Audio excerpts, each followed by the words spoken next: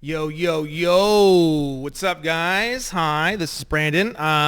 Just want to give you guys a quick background on this and we'll jump right into it. So recently, there's been a lot of people coming onto the platform. You guys, some of you may have noticed, I've like doubled my followers on Instagram in the past 3 or 4 months. And I'm getting like 1,000 new followers a day on Facebook, and it's just kind of crazy. And we've got a lot of ignorance and stupidity coming in, and basically this video here, I'm going to share with you guys a lot of the 3.0 stuff that's coming soon. I'm doing this out of sheer desperation because the amount of stupidity and insanity in my comment section and the amount of just absolute insane psychosis is so extreme. It seems to be getting worse. So what we're going to do is we're just going to do a debunk video. We're going to be debunking a lot of things that I pushed a long time ago, like for example in the 1.0 course, and we're also going to push some other things as well. But the main item that has really, really pissed me off, and you guys have seen it recently in my Facebook posts and in my Instagram posts and everything else, is the subject of equity, okay? And this subject is an area of complete psychosis. Now, when I say that, there's two different terms typically in the field of, I guess you could say, the field of mental health. I guess you could say neuroses, right? Neurosis. Neurosis is when you have, that's like the lower level. You have some kind of an issue regarding something and you can't think with it, or you have some kind of weird reaction to it emotionally that doesn't make any sense, right? Psychosis is like quite a bit above that. Psychosis is where a neurosis becomes something dangerous. And you guys know I'm pretty chill. Like, I'm like, do whatever you want. Just don't lean judges. As long as you don't lean judges, you'll be fine. Do whatever you want. Throw shit, do this, file that, all sorts of craziness, carry machine guns, build machine guns, sell machine guns, do whatever you want. It doesn't matter. It really doesn't. I'm telling you, it really doesn't. I've had 400 plus license plates or 300 plus license plates sold. We've had 10 people get arrested. All 10 of them, all of the charges were dropped with almost no freaking work at all whatsoever. I'm telling you guys, anyone saying that any of this stuff is you got to be careful with it, and they're full of shit. They have no fucking idea what they're talking about, and you should run away from them as quickly as possible. It's super easy. There's like zero risk. When I first started doing this, if you guys remember back, the first version of the State National Theory page that I had on onestupidfuck.com, it had this whole warning at the top. And you can go on the Internet Archive or the Wayback Machine or whatever, and you can go look at onestupidfuck.com back in 2022 and pull up, I think maybe May or something is the first time it was registered on there. Pull it up. You'll see this big warning, you can get in trouble with this and be careful. I removed that shit years ago, and it's just, I'm telling you, that was just ignorance on my part. I didn't know. I mean, you start with not knowing, so there's nowhere else to start. So that's where I started. There is no risk, there is no issues, there is no troubles, there's nothing you can't handle or get out of. I mean, besides like hurting someone in criminal acts. We're not talking about that. We're talking about paperwork and plates and documents and passports and trusts and litigation and all this kind of stuff, right? So to say that, this stuff is dangerous or anything like that is complete horseshit. So when I tell you that equity is dangerous, and I tell you that it's dangerous because of the amount of ignorance regarding it. And I know people are like, oh, are you talking about Amir at Matisse Academy? I'm not talking about anybody. You guys have said books. There's this Suits in Chancery book or something by somebody, all this stuff. This equity thing, I'm telling you, this video is essentially me declaring war. Not on Amir, not on the book about Chancery. War on the ignorance associated with equity. It is so bad. It is so outrageously, horrifically bad.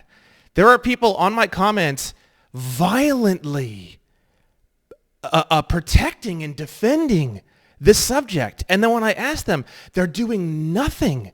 They know nothing. So what I did is I transformed the idea of equity, and I could show it to you here if you guys haven't seen it recently on my platform. I said equity is a fleshlight. And I'm not going to pull up what a fleshlight is because it might trigger something on YouTube to pull the video down. Fleshlight is this sex toy that men fuck that looks like a pussy or an ass or a mouth, and it's basically designed to feel and look just like the real thing. A fleshlight, okay? So what I did was I said equity is a fleshlight. Now, why did I say that? Because what you guys are doing is you guys are fucking this thing. And you're using it as an excuse to do nothing. You're using it as an excuse to be fucking retards. This was the first one that somebody submitted. This is our first fleshlight. This is what equity is. It's something that you fuck because you have low self-esteem. I'm telling you. And I'm fucking absolutely furious about it. And this video is the official announcement that I am declaring war on this subject. And the definition of war is the amount of importance that this fucking fleshlight has gotten in the sovereignty movement is like 100,000 times above and beyond where it should be. It should be tucked away in this little corner. It should be understood on a very basic, simple level, and it should be used when needed here and there to push forward cases and stuff like that. That's the usage of this.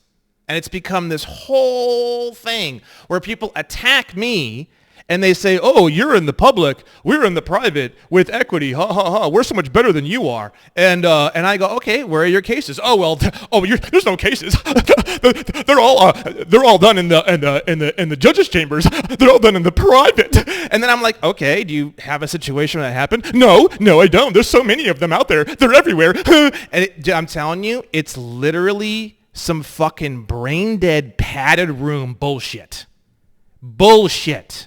Complete fucking bullshit. It's padded room faggot trash. And it pissed me off so much. So I got so pissed.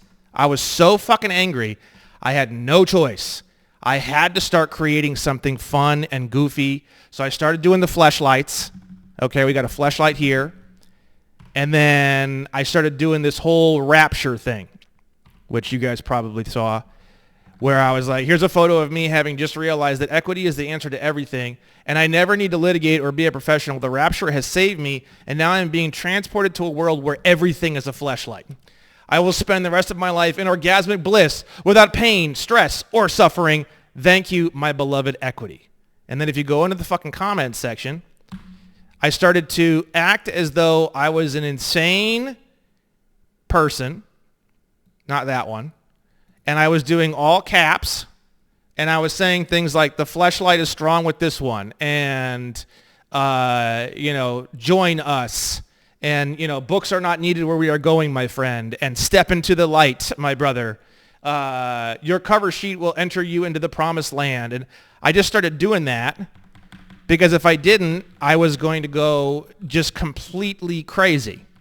Because the reason why I got so mad is because I love blocking people. You guys know that. I block so many people. I block many people every single day.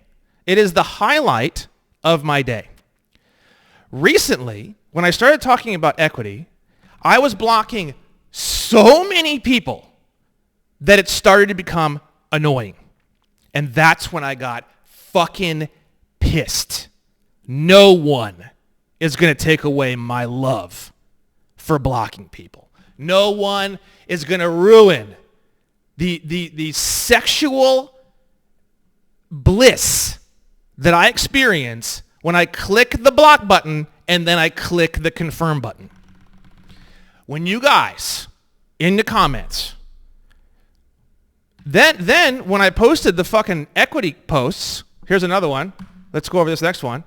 Many people say that the next coming of Christ will end all of life and existence in what is called the rapture. The scriptures are wrong. I apologize to all Christians because the true rapture is equity. Equity will allow us to ascend with Jesus not in the public, like plebs and children, but it will exalt us via the private through the gates of heaven. The ties that bind us to the Lord is not our love for each other. It is not a greater understanding of ourselves. It is the tools of equity. And I thought to myself, yeah, this is great. This is like, obviously, this is a joke. Obviously, this is fun and games. Obviously, Brandon is making fun of this thing. But no, most of the comments were like, oh, yeah, this is it. Equity. And, oh, yeah, I love equity. And, oh, I've been waiting for you. I've been waiting for you to realize that equity is the thing. And then I started thinking, the kinds of people that would read the shit that I'm writing here and still think that I'm talking positively about equity are the kinds of people that would be involved in practicing equity. Fucking retards. Fucking retards. That's what it is. And it just pisses me off so much. So much. Because you're attacking me and defending this thing, and it's literally a fleshlight. You've been in the closet with a fleshlight. And I'm trying to get you out of the closet. It's like, put down the fleshlight. Come out. There's other things. Let's actually get something done. Let's actually do something productive. Oh, no, this closet and this fleshlight, that's the answer. This is the answer. I'm going to stay in the private. I'm like, bro, I'm trying to you are wounded on the battlefield. I have grabbed your camouflage. You have this bulletproof vest on because you're in the battlefield, but on the outsides there's some cloth I can grab onto. I'm like a medic. I've grabbed the cloth and I'm trying to drag you out of this explosive zone where there's bullets and explosions and all this stuff happening, and you are flailing around fighting me from dragging you. And that's when the block button comes in, because I will pull out my fucking pistol, take off your fucking helmet, and blow your motherfucking retard brains out. That's what I'm going to do. That's how I'm going to do it. I'm going to try to save you, at least a little bit. So this video is basically, I've blown the brains out of like 1 million people to the point where it's gotten tiring. I don't even have my bullets. I need to clean and rebuild my gun because I've been using it so much. So let's look at the next one. Here's a photo of me in complete delusion, believing that all my problems have now been unceremoniously swept away as my heart begins to fully accept my new God, the maiden of equity. And you can see this is almost 4 a.m. I'm going fucking crazy. Her heart beats, and I feel her love and power. She is exalting me above my flesh, and I am entering into the world of the private. As I begin to feel lighter, all the chains of reality tear from my body, just like Jesus' crown of thorns. But I feel no pain. All pain has only become equity. All thoughts have only become equity. And motions have become only equity. And now I can finally exist motionless in a complete bliss of certainty forever. And I thought, okay, I'm starting to lay it on thicker and thicker and thicker and thicker. People still aren't getting it. The IQ level, I thought maybe it was 80. It's obviously 20. Okay, so I'm like, all right, let's increase the amount of sarcasm. So then this was it. This is the part where anyone after this point, I am pulling out my gun and blowing your head off to do you a favor. I am going to kill you for your benefit after this one. This is the last one. All my platform and research has been wrong. The treatise is all irrelevant. All litigation is irrelevant. And the various rules of civil procedure and evidence are all wrong and irrelevant. All my work has been leading up to this, to the rapture. I have been working so hard trying to find out ways to be effective in the courts and also out of the courts. But none of this is necessary. All we need to do is surrender to the true God, the God of equity.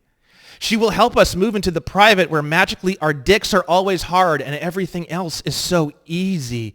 Everything in this new world is vibrant with sounds of violins rolling down over every meadow and rivers of flowing milk jutting through the byways of busy city streets. Hummingbirds and sparrows will awaken you in the morning while deer softly graze outside your doorstep. The rapture has arrived. You no longer need to worry about pesky documents. All you need is a strong enough delusion to believe that magic letters will exalt you into the promised land. She has arrived, my friends. Equity has arrived, and we may finally be truly free. And then we have a picture of all these people entering the rapture. And this one was enough to break the 40 IQ. And get people to realize there's a handful here of people that still couldn't figure it out. I've blocked a lot of people, so many people. I've deleted so many comments. And people will be like, oh, you're a tyrant deleting comments. There's comments where people would comment like an entire chapter of an entire book regarding the rapture from Scripture. Like, what are you doing? The rapture is just, I'm just joking. This is not religious. It has nothing to do with religion. And they're not even like angry about it. They just want to talk about the rapture. And I'm like, what? No, like block. Like, that's ridiculous. What are you doing, right? So there's a lot of things I deleted and blocked just because it was just so unbelievable, right? But it's like, let's go through some of these, right? Jordan Maxwell has some really interesting stuff. You have, let's see here. I can't wait until this guy feel it. Bro, like, just end it, bro. Literally. Like, do yourself a favor. Are you referring to Sophia? Oh man, the white coats are coming for you. So we got some joke. Thank God. Finally, it's sunk in. This is a joke. Let's see here. If you truly explored equity, I know why you wrote that. I feel like with some, it's exactly like that. Our religious experience, it's insane. I had it work well for me as a defendant, but it isn't the way to go for offense at all. And I'm just like, love your sense of humor. Thank God someone gets it. I laughed so hard I split my pants. Good. That's the people that should be here. The people that have more than, let's say, 45 IQ. Let's see here. So, it's about time you saw the light. Heart, heart, heart. Sometimes it's like, is this a joke? I don't think she's joking. It's about time you saw the light. Heart, heart, heart. I mean, that doesn't seem like ha-ha or laughy-laughy, or it seems like she's like serious, which means she has probably a 32 IQ at this point, right? So this is just really upsetting, guys. It's just really, really, really upsetting, and it has triggered me to make this video. Now, it's good, though. It's good. Everything has a purpose, so it's good. It's good, because we're going to be going over a lot of things that I've pushed later in this video that are bullshit that I didn't know. It took me years to figure it out. There's a ton of those. The whole back side of my paper, there's like 9 items that are all mine that I fucked up on. So if you guys are learning all this from Amir over at Matisse Academy, then I suppose we're about ready to have a war, because I will do everything in my power to wrestle and lasso this subject down into where it's supposed to be, which is in a one single drawer inside of a gigantic fucking closet full of shit. Be more than happy to start a fucking 10-year-long war. I don't care. Whatever it takes. Whatever it takes to wrestle this subject of equity down into its little fucking box. Its little tiny 3x3 inch box. It is what I'm going to do. And I don't care who's talking about it. I don't care if it's a book, chancery, whatever the fuck book it is. I don't care what it is. Equity is a fleshlight, and it will be reduced to a fucking fleshlight by the time I'm done with it, okay? So let's get into what is equity, right? So back in the day, there was common law, which is just like, you just have like basically a jury and people, this is before 1850, let's say, like back in the Wild West days, if you watch an old Wild West documentary. The guy would come in on horseback, do some stupid shit. They would say, fuck it, hang him. They'd put him, you could watch like old, you could watch like The Good, the Bad, and the Ugly. So they put him on a horse, they put the noose around his neck, and then they slap the back of the horse runs off, and then he falls, and then he's hung because he did some stupid shit. Common law was notoriously violent and extreme because it was just like rip his arms off, rip his legs off, hang him. That was basically that was the handling for everything, right? So equity was created back, this is an English thing, equity goes back to England. It was created to sort of soften that, to try to create more of like a softer legal system, right? So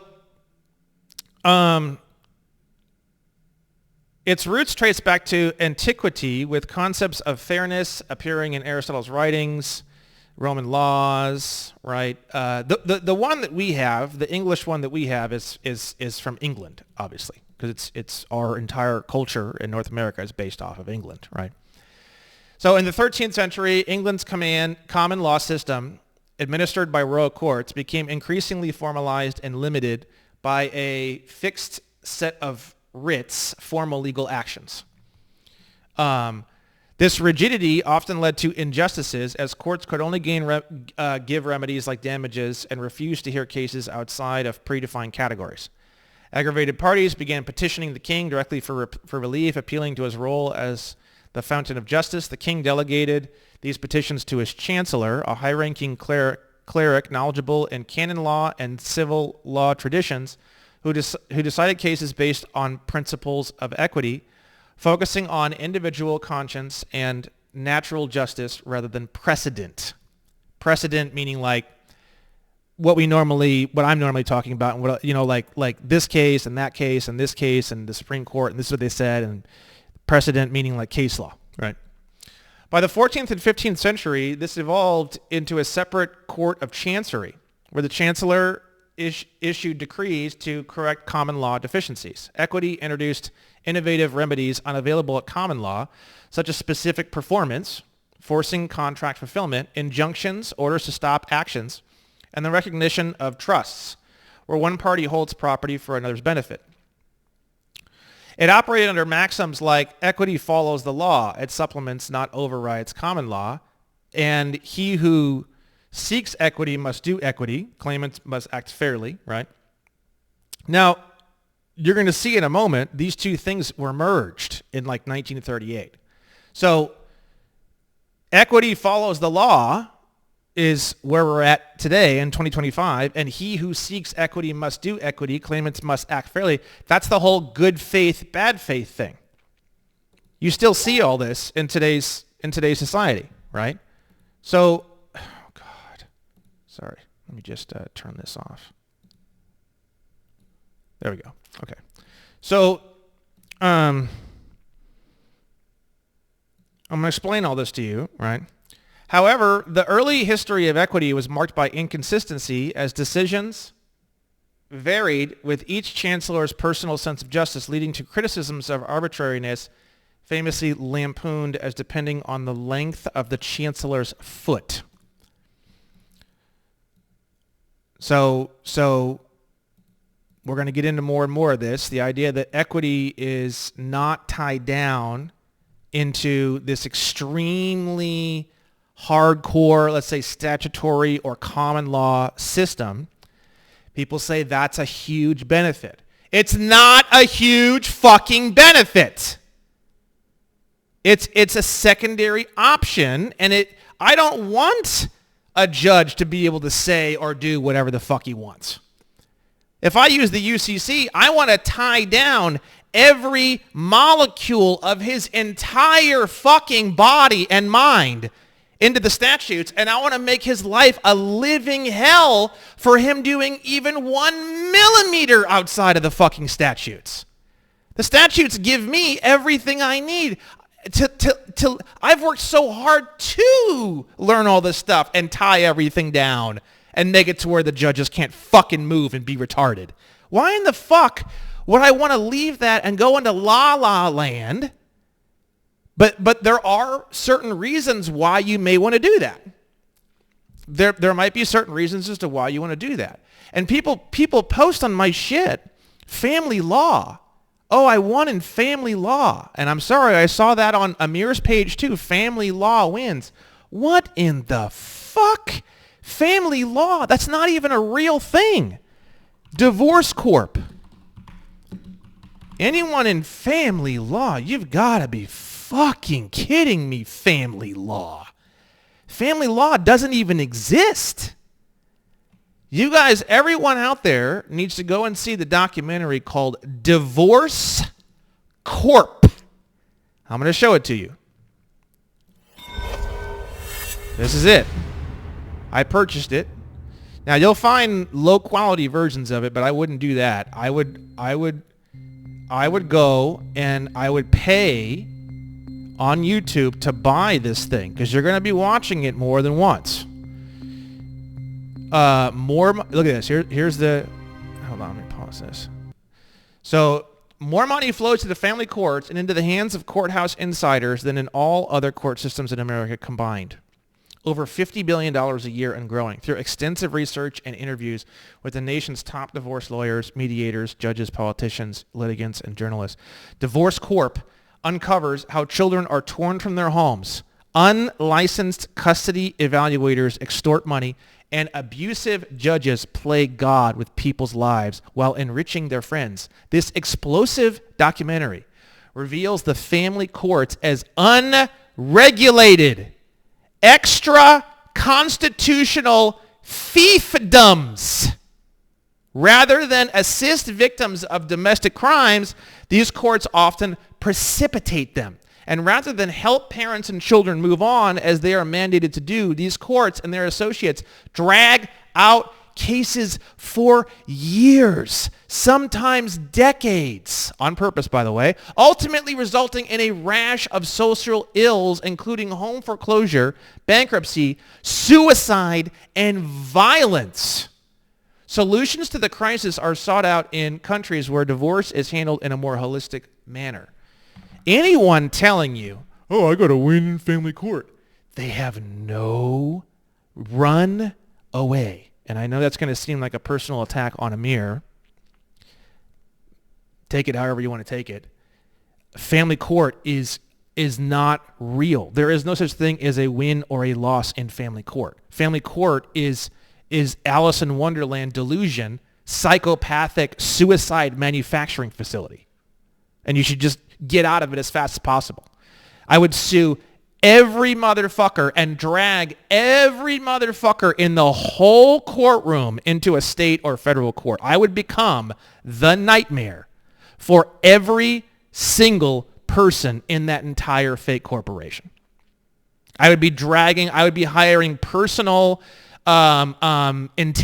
personal interrogation, whatever the fuck you call them when you hire someone to go and private investigator, and I would have them privately and secretly investigating the so-called bailiff of the family court, the judge of the family court. I would be making every single person's life in that court a complete and total fucking nightmare. And you know why I would do it?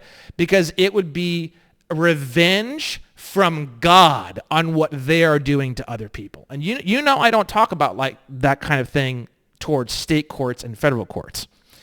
I'm talking right now specifically about family court.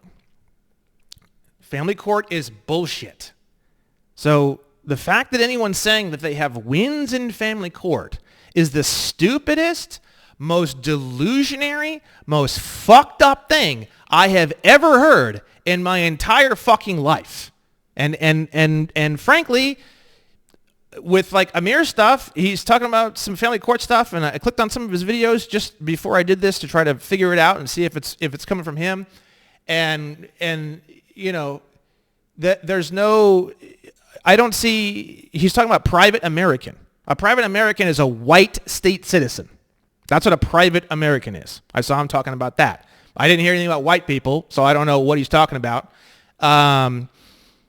I clicked on some of his other videos and stuff, and I don't know if a lot of his stuff is coming from him.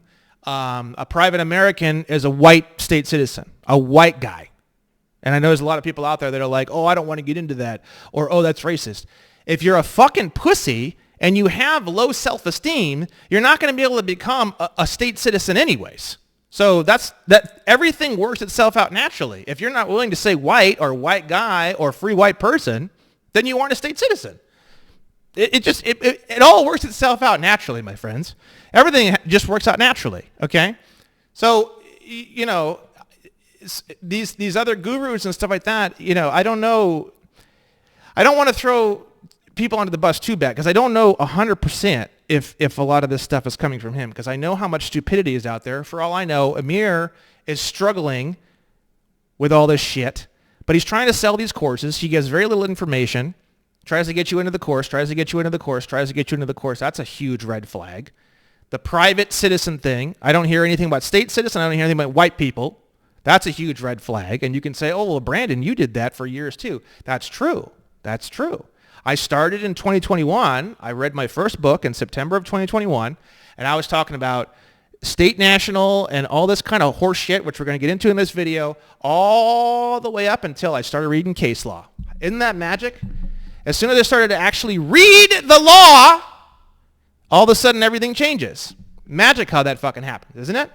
So I started reading case law in December of 2024, and then it was pretty rapidly after that, by January, February, March, is when I realized the whole white state citizen thing.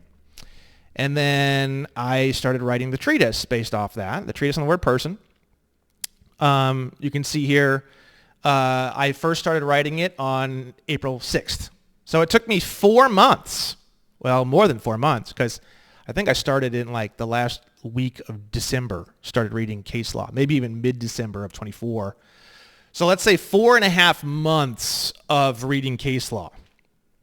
And keep in mind, all the case law that I read all went into this page. So as I was reading all the case law, I started to categorize really, really, really powerful sections of case law here on this page. So obviously the first section is sovereignty and freedom. We've got Dred Scott, Bridewell v. State, Slaughterhouse, Cruikshank, right? And then if you go down from there, Hale versus Hinkle, we got all the big dogs here, right? Brady versus U.S. But I have other areas too. So if you go down, and I have it divided by appeals, circuit court, state court. We have definitions and statutory interpretation, marriage, right? So I was just reading cases left, right, and center for about 4.5 months. United States definitions and important info. I have a section on the Commerce Clause, personal/private property, right to travel. Some of those are pretty known. These ones are probably pretty known. Negotiable instruments, banking. This is really powerful. A lot of people have built their complaints and stuff based off of these ones, right? So during this time period, 4.5 months, I was reading cases, and all those cases essentially culminated in this, a treatise on the word person. This is the biggest thing I've ever written. This is the biggest, most epic, it shattered everything. I had to totally rebuild everything. I had to rebuild the state national theory page. I had to rebuild all my documents multiple times. Like everything had to be totally rebooted and restructured because of all the stuff that was coming out of all the case law that I was reading, right? So the idea that I've got, it all figured out, I don't really know. I mean, it's I thought it was the state national stuff for a long time, and it's just not. Sorry, that's the beauty of not charging. But like on Amir's platform, he's charging and trying to get everybody into all these courses and everything, and he doesn't really give a lot of information. He's just a private citizen. That's all he says. He doesn't look white to me. So private citizen, you got to be a white guy. You got to be a free white person to be a private citizen. So I don't know what he's talking about. So it's just one of those things where this is if it bleeds into my platform, I'm going to get pissed, and that's what this video is. And but again, I don't want to make it seem like I'm just attacking other gurus, because the thing is that there's going to be a lot. The whole backside of this whole page in this video we're going to get into is all shit that I did that was just that was just dumb, that I just didn't know any better, and it was fucked, right? So I'm definitely very much guilty of this myself. So I don't want to make it seem like I'm sitting here talking how I'm the best and how all these other gurus are stupid and all that. No, I fucked up a ton of shit, and we're going to go over a lot of it in this, and then we're going to be going over a lot of it in 3.0 as well, in more detail, because it's just, this shit has to fucking die, and equity is at the top of my list. And you might say, oh, equity is at the top of your list, but that's because it's not really something that you pushed. It's something that someone else pushed. No. The reason why it's at the top of my list is because the amount of insanity, psychosis, inaction, and ineffectiveness attached with equity is more than any other area, pretty much, on my whole list. I mean, it's just awful. There's a few things on my list that are really bad too, so, But anyways, there's a bunch of things on my list that are really bad too. Anyways, it's just really pissed me off because people are defending it. They're very violent about defending it, and it's literally a fleshlight. It's pathetic. It's actually fucked. It's a psychotic. It's an area of complete psychosis, and it needs to be brought under control as quickly as possible. Okay, so let's get back into this. Tensions arose between equity and common law courts in the 16th and 17th century, culminating in conflicts like the 1615 case of Earl Oxford's case. Blah, blah, blah. They're still fighting about it. This English model influenced common law jurisdictions worldwide. In the United States, equity was adopted during the colonial period, but many states fused law and equity earlier than England, often through constitutional or statutory reforms in the 19th century. Federal courts followed suit with the Federal Rules of Civil Procedure in 1938, fully integrating the systems.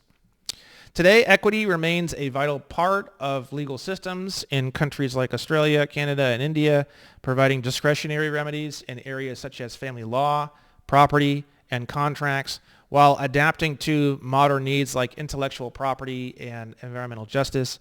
In civil law traditions, similar, blah, blah, blah, overall. So equity and law have fused together, and you see that in terms like people say, oh, injunctions. You can file an injunction into any case at any time. If you're getting sued and they're foreclosing on you, and you're like, well, hold on a second, I need 6 weeks to put together the information needed to do whatever. I need an injunction, a temporary injunction. You don't even need to call it equity. You're not going to say, I hereby summon equity and demand a injunction. You just say, I need an injunction. This is why. I need an injunction because I need 6 weeks to collect together the information needed. And the judge says, okay, but that injunction is just to stop them from foreclosing on you for 6 weeks so that you can continue the case. And so you can build your case and build your evidence, and then you're gonna put in your motions and your responses in opposition. The equity thing is this tiny little thing. It's part of the tool set. It's part of the tool chest. But people are like, oh, it's handled privately. It's handled in the judge's chambers, and there's no docket. There's no docket. And I'm like, what? Where are people getting this bullshit? If I file a complaint on you, the complaint is going to be on a public docket. All settlements are done what you would consider in the private, which means off the docket. All settlements. Every single time. When Trump settled with that stripper or whatever, the settlement was done in the private. Settlements are not on the docket. What's on the docket is just there was a settlement, and then there's a motion to dismiss because the settlement was reached privately, and then the plaintiff signs it and the defendant signs it. It's called a joint motion. That's what you're going to see on the docket. So the settlement, the final settlement is always private. So people were commenting like, yeah, that's equity. No, it's not. You fucking faggot. No, it's not. All settlements are private.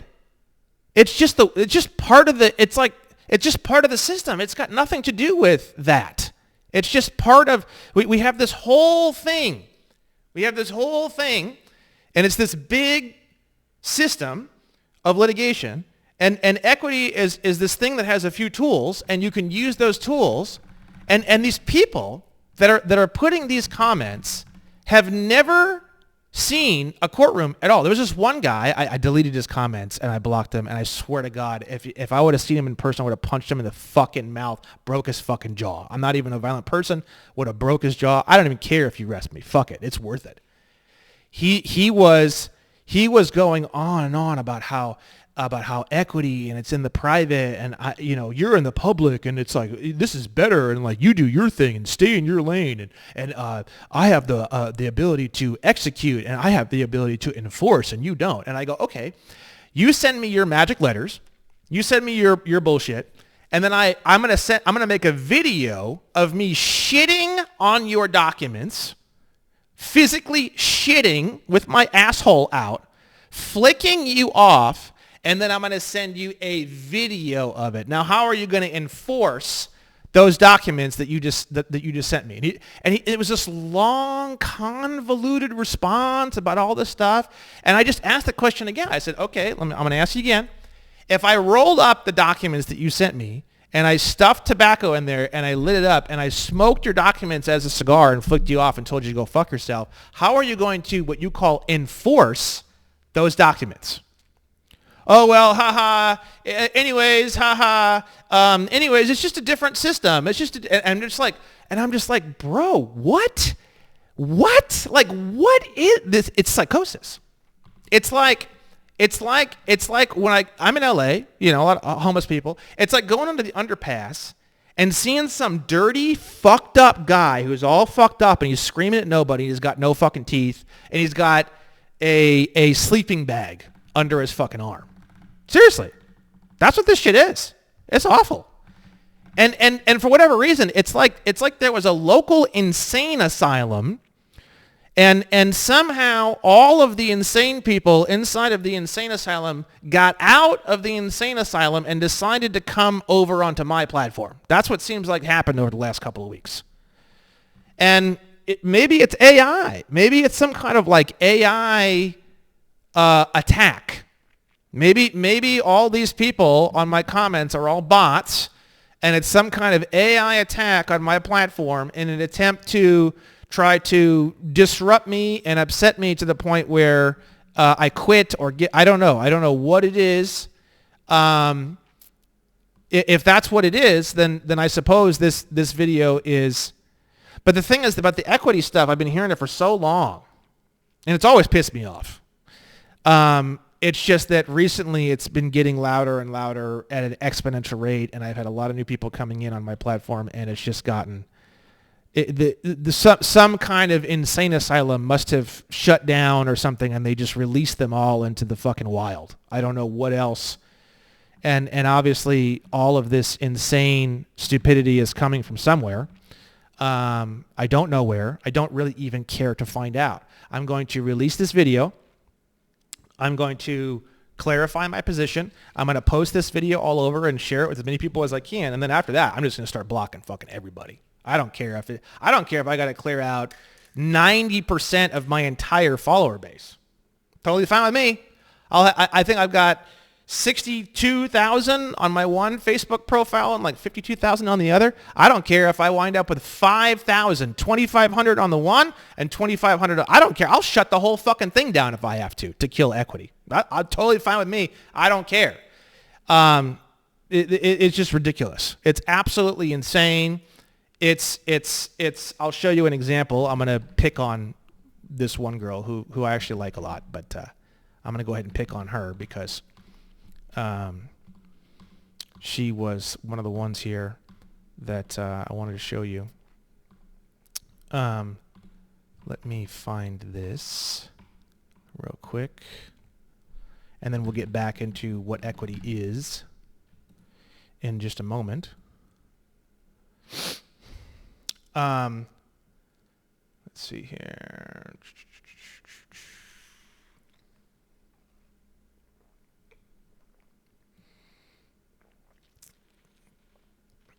I'm going to pause the video for 1 second and see if I can find this. All right, so we'll just go through some comments here. I will talk about them, and then we'll get back into equity in a minute. Here's Sean Dennison. The problem with looking for equity cases of action, it is in the private and settled in the private. No one, you guys don't know what that means. No one, I've seen that for years. And so many people have posted that. None of you fucks, sorry, Sean, have any clue what that means in the private. You have no idea. You've heard it from some other source, and you're repeating it, and you have no idea what you're talking about.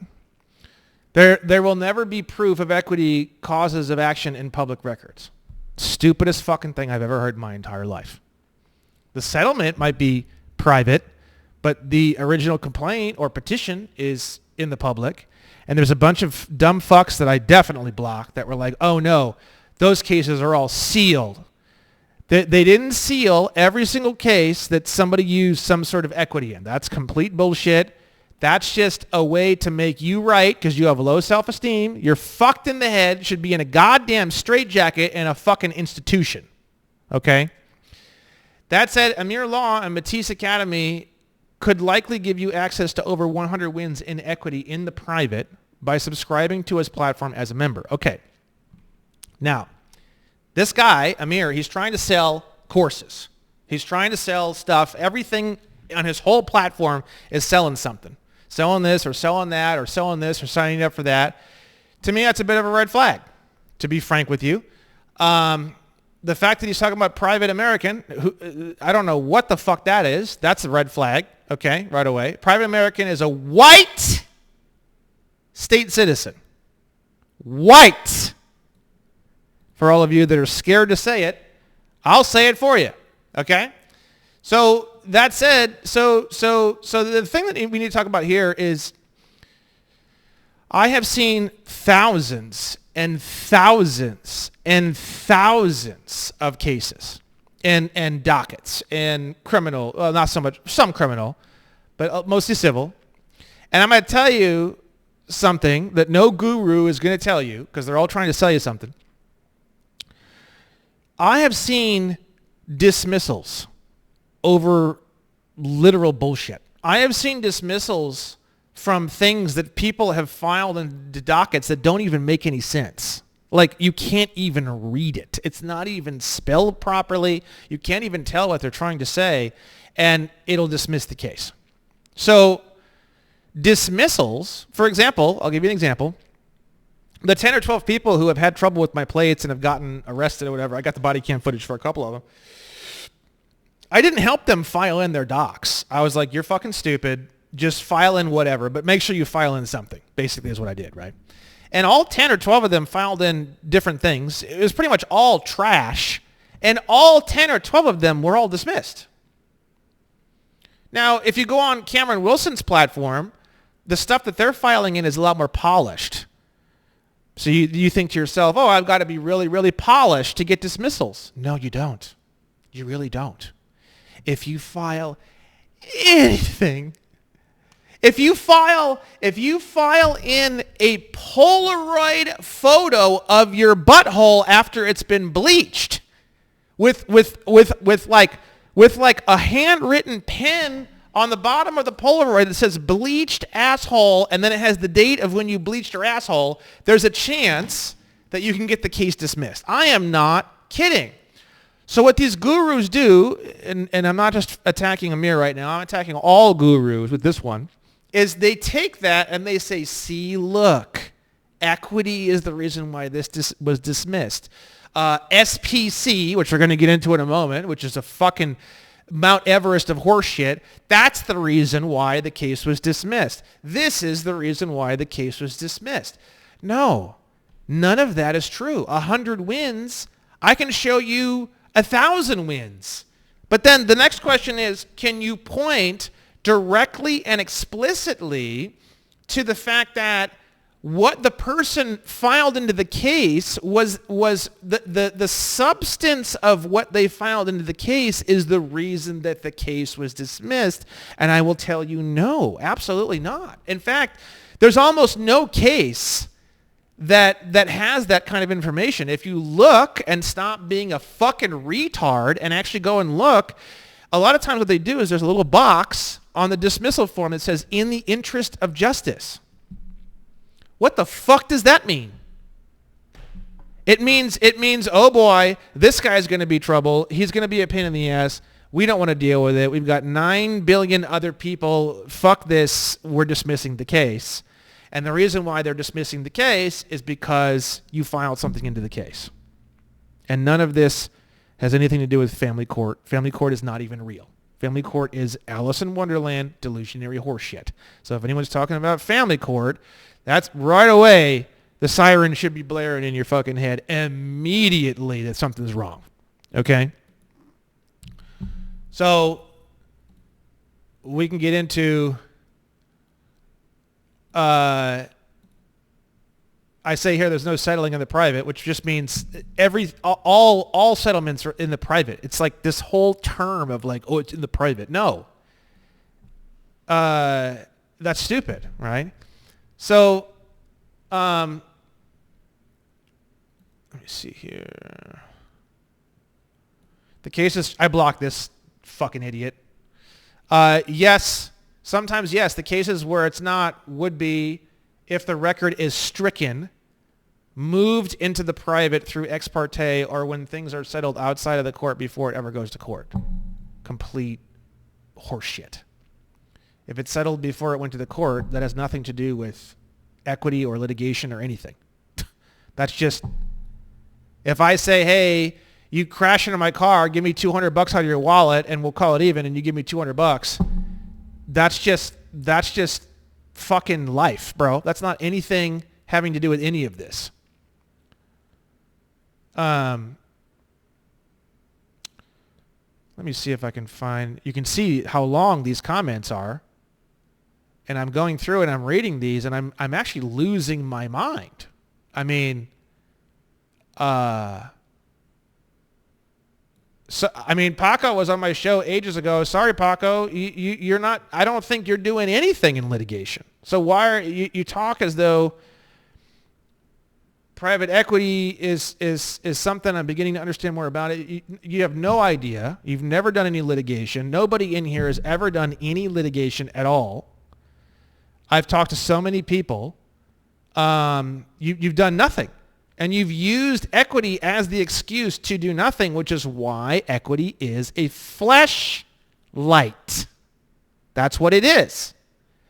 It's something that you fuck that makes you feel good, and it gives you an excuse to not have to do jack shit.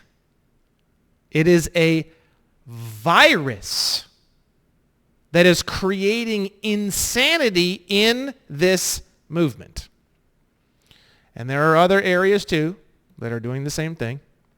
We're going to be getting into those, but this one I'm just really, it's just really pissed me off.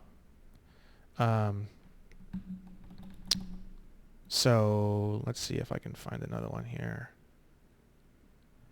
I'm going to pause the video for a second. So here we go. We're going to pick on V a little bit here. So equity is far from irrelevant. I have to disagree with you on this one because trust, redemption rights in foreclosure and specific performance of contract exist only because of equity. One case worth mentioning is blah, blah, okay, in the private.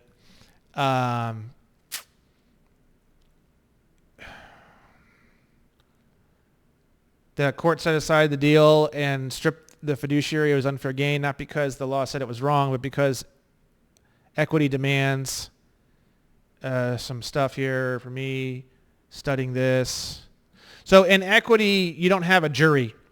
It's decided by the judge. Like, for example, so just real quick, what states in America have chancery courts?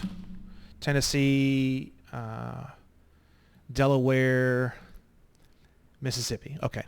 So people are like, oh, this is where you have to go and stuff. No. If you go down this rabbit hole, what happens is corporations will incorporate in Delaware on purpose, and then they'll use the Court of Chancery in Delaware to basically like steamroll people, essentially. And the reason why is because there is no jury. There's just the judge. It's just you and the judge, which is great for corporations because the corporations just want they don't want a jury to have to deal with, you know. And they'll say things like, if you go down deeper into the rabbit hole, they'll say things like, oh, when it's a complicated situation, it's better to take it to a chancery court. It's all still a commercial court. It's all still Federal Reserve notes, man. It's all still, that's why the Emergency Banking Act was in 1933, and then the rules of federal, the civil rules of federal procedure, which you saw earlier, was 1938. So once gold and silver was gone is when, right after that, 5 years later is when they merged.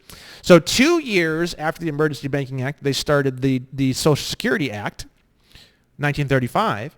And then 3 years after that, they merged equity and law. So these people are like, oh, courts of chancery, that's where you want to go. No, you stupid fuck. No. Equity is available in any courtroom. You can go to a state court or a federal court or anywhere else, and you can get equity. You can get what you would consider to be equity, which is the few things, the few tools that you're going to need or that you can use. And they're not even called equity. That's how far gone and how far merged they are. They're just part of the tools of litigation, really, right? So, oh, you need to go to Delaware or Mississippi or Tennessee. No. Equity is available everywhere. You don't need to go anywhere. You're fucking retarded. Retardation. Put the straitjacket on. And the thing that pisses me off about equity more than any other subject is people want to share it with everyone. They think they found the answer. They literally are acting as though they've gone through the rapture. It's like this religious, fanatical psychosis. Okay, that's why I picked the rapture in my post, because it just seemed to fit. The idea of someone going through a rapture is very similar to the way people act about equity, just screaming and violently defending these insane positions. Psychosis. It's like straitjacket shit, literally, right? What's true is certain courts want to act as though equity doesn't exist yet, and she's never done any litigation. She seems to know a lot about this stuff, yet that does not mean it should not be forgotten. They will make it feel irrelevant because equity is so powerful. It trumps a lot of the arbitrary, ever-changing statutes these assholes want people to follow. That's just hilarious. UCC Article 3 and a lot of the stuff that I operate off of is old as dirt. I think the earliest case I ever found that established case law on the subject is like 1824. So I don't know what the fuck she's talking about. Equity recognizes private rights. No, it doesn't. Trusts, okay, fine. There was another guy who posted something about like, oh, I'm building a case and I'm going to take my private trust in and do equity. And I was like, bro, as soon as you go in there, they're going to say you have to have a fucking bar card to represent a trust in the court. And he was like, no. And I'm like, okay, call me when you're in there. They're going to say you have to have a bar card to represent a trust in the courtroom. I guarantee it. We deal with it all the time. Redemption, you guys don't even know what the fuck that means. Nobody knows what that means. Redemption. You guys say that, you have no idea what it means. Fiduciary duties without ever needing a statute to justify them. That's not necessarily that's not necessarily an advantage. I use statute to control the court. I mean, it's difficult. everybody just ignores me, but still, it's one of the reasons why I get ignored is because they know that there's nothing they can do. So I try and just weasel out of it, right? That threatens the system of crazy shifting statutes. There are no such thing. There's no crazy shifting statutes. And administrative controls. There's no administrative controls because equity appeals to conscience, fairness, and maxims that are timeless. And this is the thing that makes me laugh so hard because you guys will take this, go into the court, get fucking stomped into dust, and then tomorrow you'll all of a sudden everyone's a fucking Freemason. Oh no, the judges are all Freemasons.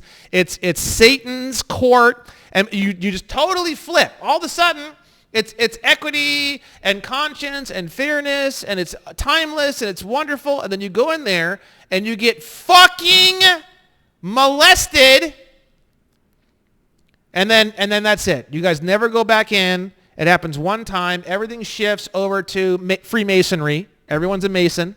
And then that's your excuse to be a fucking worthless failure forever. And the reason why I'm making this video is because the problem is a self-esteem problem. That's the problem. It's not even an intelligence problem.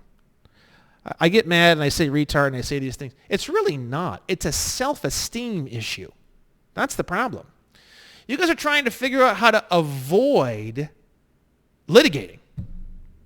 And you get this promise of a shortcut, this promise of a fucking side door, and you run with it and you justify it, and the farther down you go into it and the more you invest into it, the stronger you defend it.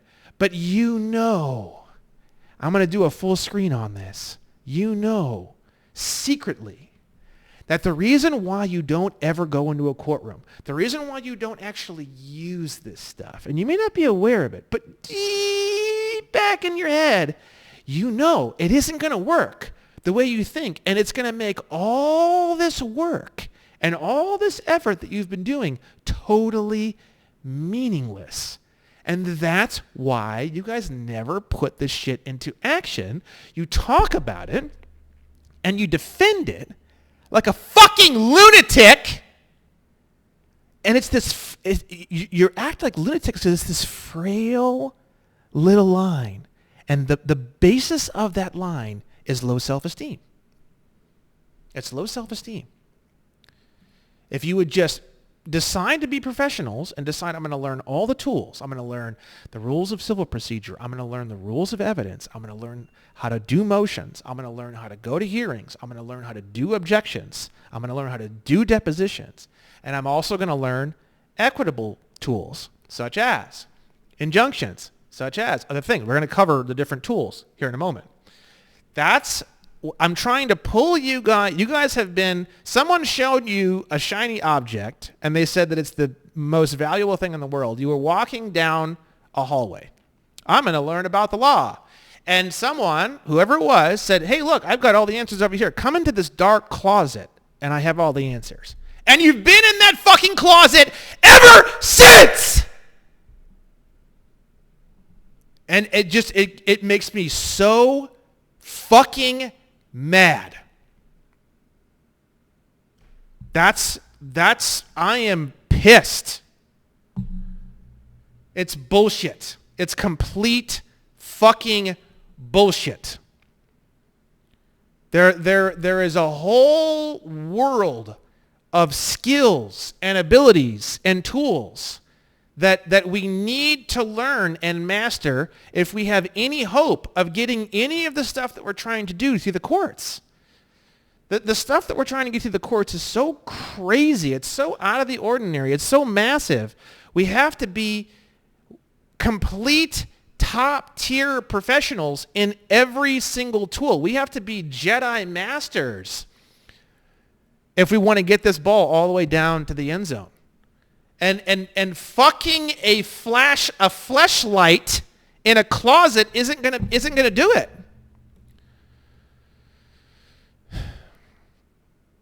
So she says, if judges openly acknowledge equity supremacy, it's horseshit, all horseshit. It's complete horseshit.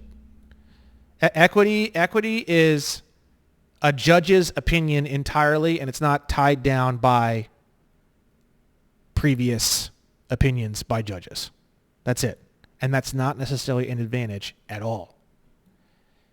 If you had a really, really awesome, amazing king, and the king had an amazing ability to always see everyone's point of view, and he had an amazing ability to dish out justice and help his people in a way that was just absolutely incredible, then receiving equity, if he was the judge, would be superior. But when you guys run out and you guys go into the court system for 5 minutes and you run out of the court system talking about Freemasons and vampires, obviously the opinions of these judges is not supreme. And I'm over here studying case law and looking at things like Roger B. Taney and John Marshall and Samuel Freeman Miller, and this shit is fucking awesome. Samuel Freeman Miller has got this thing nailed down for us, and it is beautiful. We need to make some adjustments to it, but we can only do it as white men who are citizens of a state. That's what it is. Sorry. People get mad at me. They get mad at me as if I'm the one who created this idea of a white state citizen. It's my fault. Brandon Joe Williams. Fucking retards. These are the kind of people that are involved in equity. So, no, equity is not supreme. It could be, I suppose. How many judges are out there that you really would? If you have children, how many judges out there would you place their ability to adjudicate? Would you place the literal life blood of your children at their doorstep? If there's someone you can name, then yes, in that situation, equity would be supreme.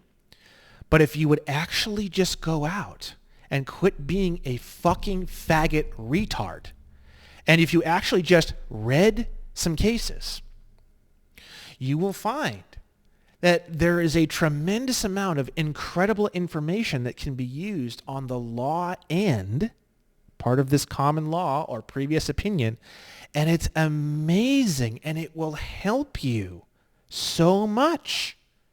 And I know I haven't had very much success in the courts, and I think part of that is because my platform is so fucking unbelievably huge and public. It works against me. I think a lot of people, if they were more quiet about some of this stuff and they just did it, I don't think people are going to have the kind of issues that I have. Okay? I think my platform is weird because I'm trying to show you guys, I'm trying to be a good example, but it's also kind of not the best example. And I'm suing these like fucking monstrosity organizations like Amex and the SBA and the government.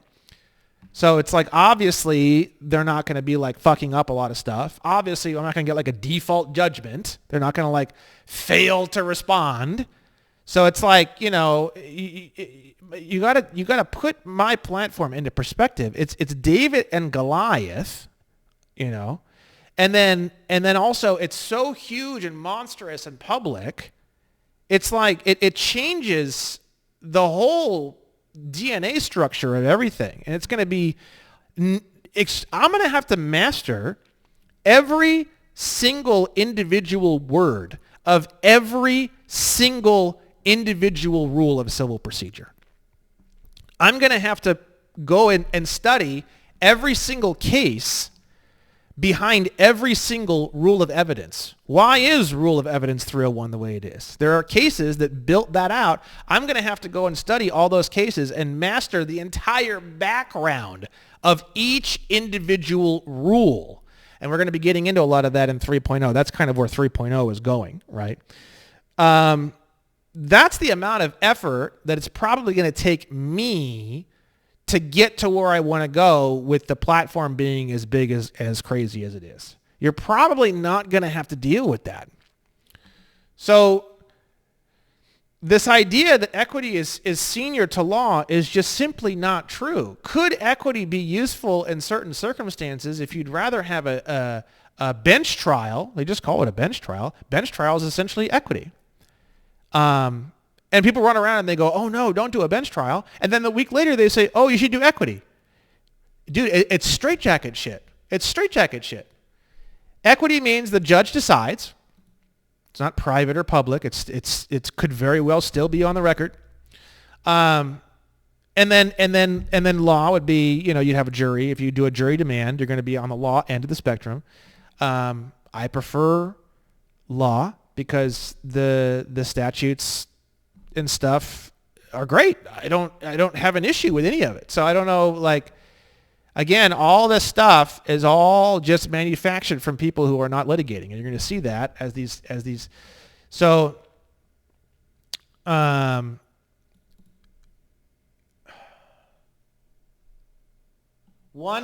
has to conduct that courtroom like a pro. She's never done any litigation, so I don't know what is she talking about. And there was another guy who was talking. I think it was Sean Dennison who was talking.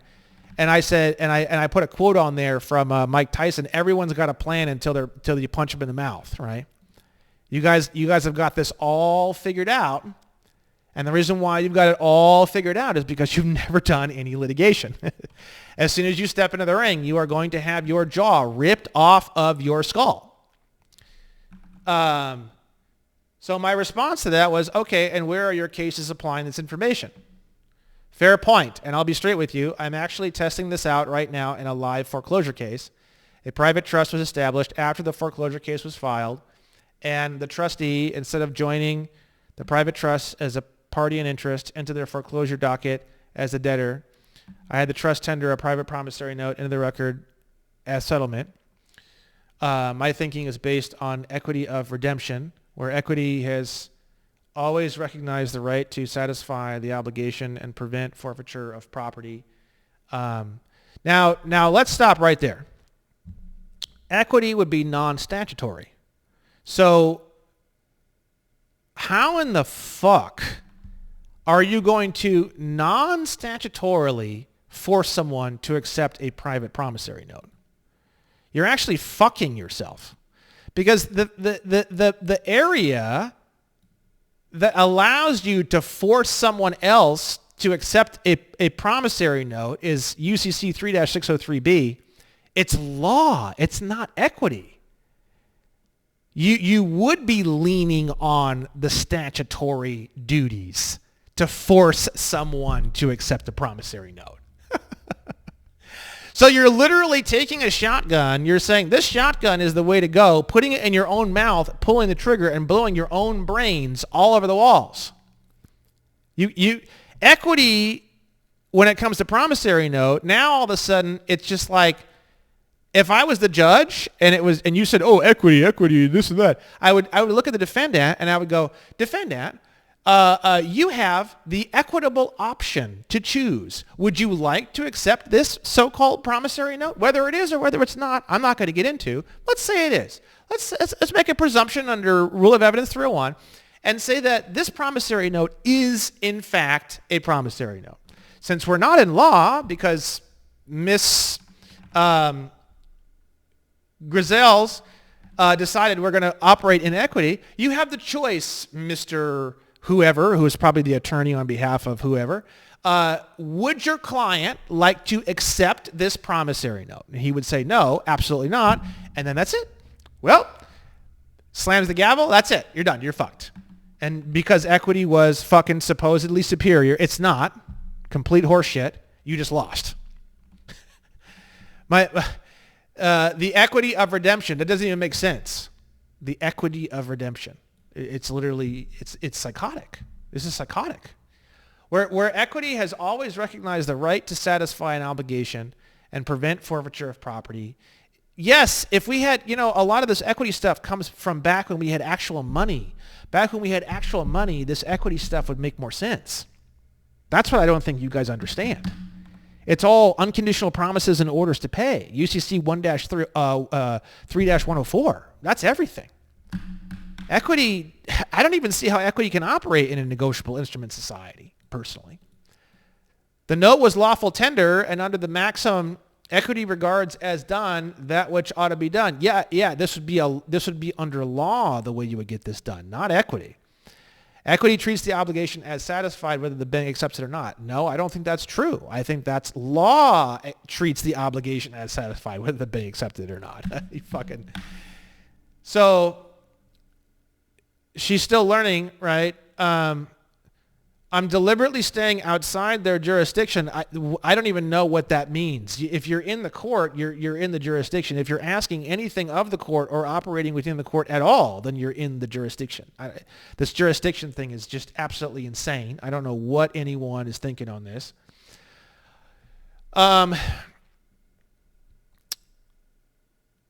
Redeem the property by tendering their own promissory note as payment. There isn't any... okay. You're not going to get that done in equity. I'll tell you that right now.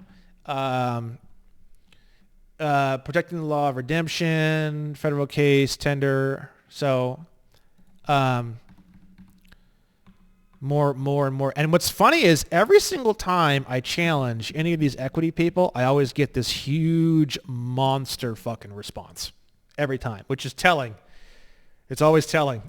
It always indicates to me that these people have fucking no idea what's going on, right? So my response was, that's a whole lot of text for I have none. Luckily, you're sexy, so I'll keep you around. But my point is simple. I don't want to hear shit from people who have never entered the battlefield. I won't sit here and say I want to see wins because I know how hard it is to win. But, quote, have you ever even swung the axe, end quote, is not asking too much to give credibility to an opinion. So, she's brainstorming her next case. And then let's see here. So that I thought it was her foreclosure. It's not even hers. So we get into the foreclosure docket itself isn't mine. It belongs to the lender's action. The named defendant is an LLC, and the managing individual of the LLC happens to be the beneficiary of the trust. Yeah, good luck. They're going to make you have a bar card for that. You can't represent an LLC. They're going to say that you're practicing law on a license or some shit, and they're going to make you get a bar card. It's happened to me and Joey a million times. I guess you can fight the whole, this isn't law, it's equity thing, but I doubt they're going to let that fly. The property itself has already been conveyed into the private trust, and I've already made it clear that I'm not joining as the defendant.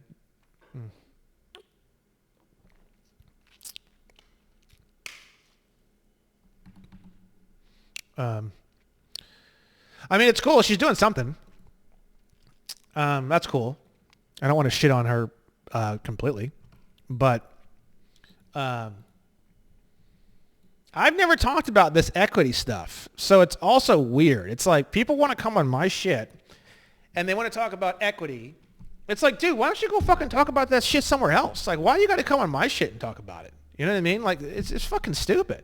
It's like, if you like Dodge Chargers, why are you coming on to a Shelby GT500 fan club Facebook group and trying to like force Dodge Chargers down our throat? We don't want to talk about your fucking stupid Chargers. We don't care. That's part of my frustration, right? So let's get to the next one here. What is the difference between law and equity? Law is the judicial decisions and precedent in court, primarily in England, based on custom statutes and case law, previous opinions. It's rooted in the common law system, right?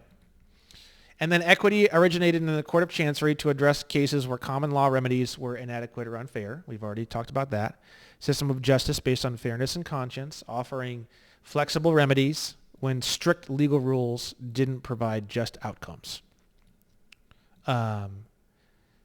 I could maybe see in like a criminal case or something, maybe it would be a little more possible to be applicable. I don't know. But if you know what a white state citizen is, I would still stick with law, and I would still force everything under the 9th and 10th Amendment as a white state citizen is still way better than this equity shit. So I just don't get it. I just don't get it. Maybe one day I'll have to eat fucking... the reason why I haven't done this huge flame video about equity before is because I don't want to do a video like this and then regret it later. So, but after years of hearing this shit and it irritating the fuck out of me for years, and then recently the explosion of it and it causing me to literally like borderline crack as a human being, at this point, I don't care.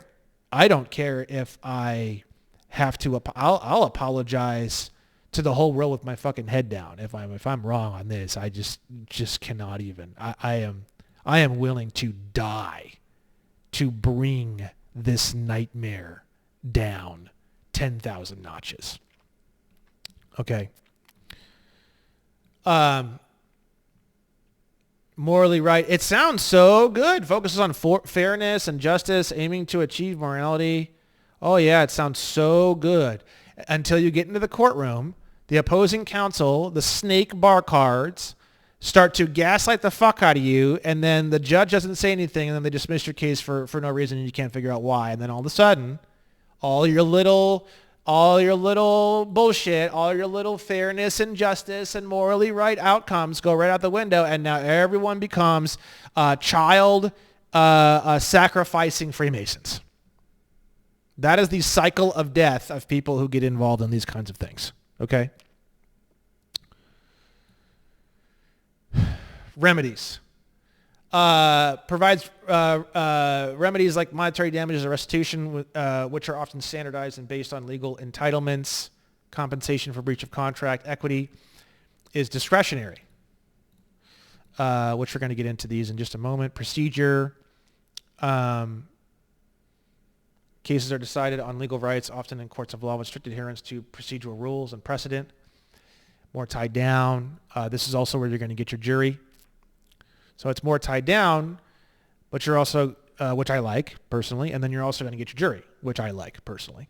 Juries don't like banks. Juries don't like lawyers. Everything that we do, a jury, you're already starting on the 50-yard line. So I just don't, if you can't get a jury, I just don't, it doesn't make any sense to me. A jury hates everything that we fight against. We're already have a humongous advantage with a jury. So why you would get rid of that in order to get a bench trial with a justice, it just doesn't make sense to me, guys. Doesn't make sense to me at all. The distinction between law and equity is blurred because most courts now administer both legal and equitable remedies. Legal remedies tied to strict rules and damages. Equitable remedies are granted at the court's discretion and are not open to principles and are subject to principles like clean hands. But you see that in a lot of my cases still, even with my shit. It's all mixed together. It's all in one cauldron now, guys. You don't say, oh, I'm in equity, and then now I'm in law, and now I'm in... No, it's all together into one big mishmash now, okay? And you can ask for this and this in the same complaint. You can ask for an injunction and monetary damages in the same complaint. You see that kind of shit all the time, even with the bar cards.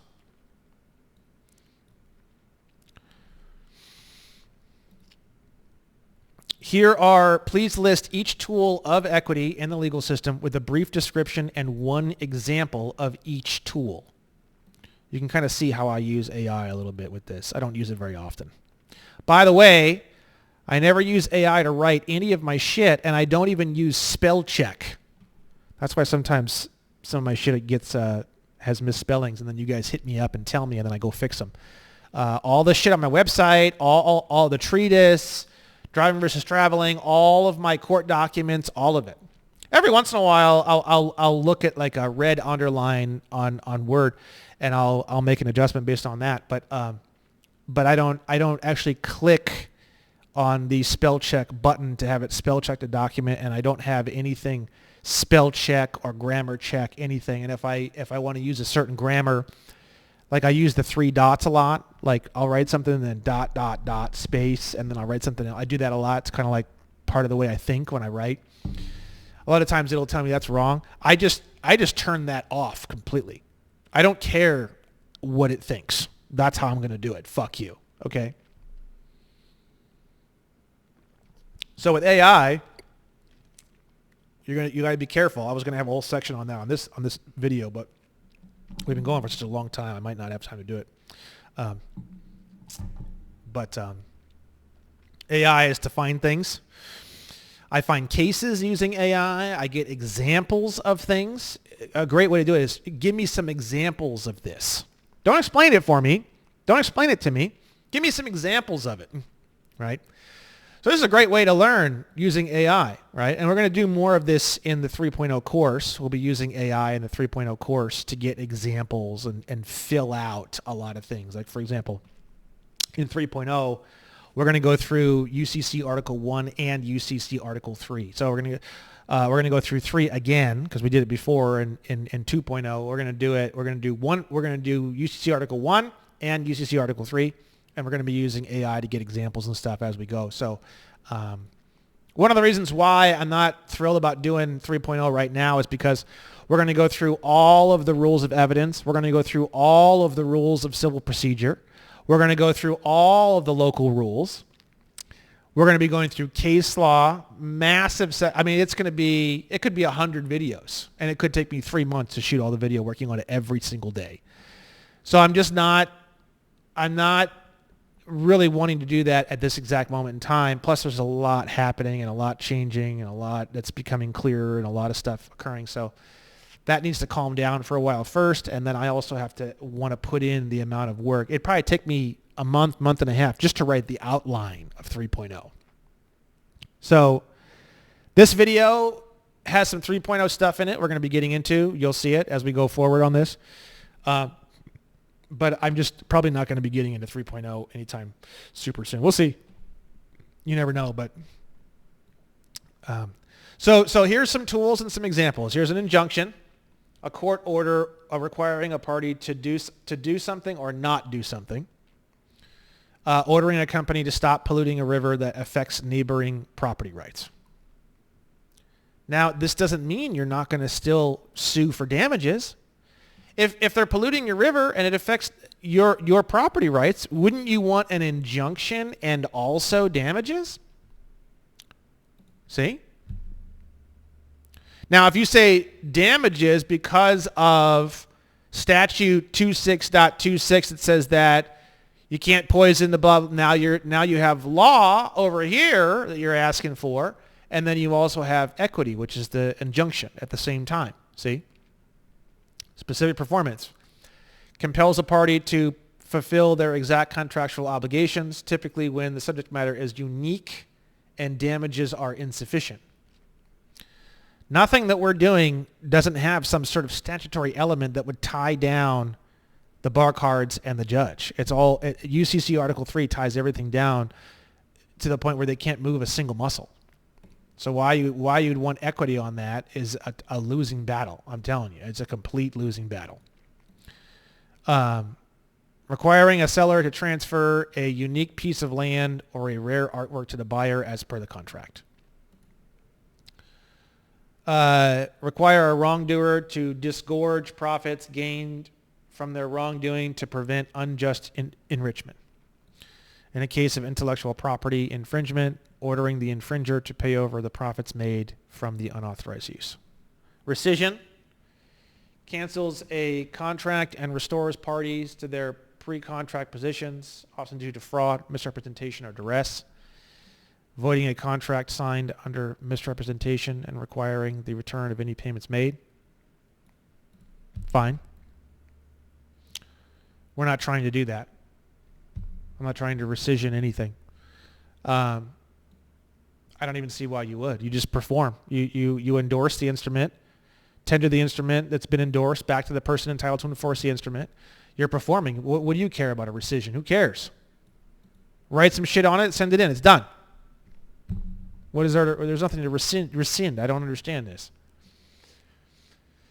Corrects errors in a written contract or deed to reflect the true intention of the parties.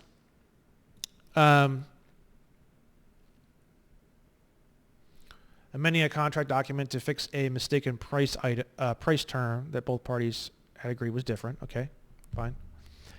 Equitable estoppel prevents a party from asserting a legal right if their prior conduct makes it unfair to do so, stopping a landlord from evicting a tenant after promising them they could stay, leading the tenant to make improvements.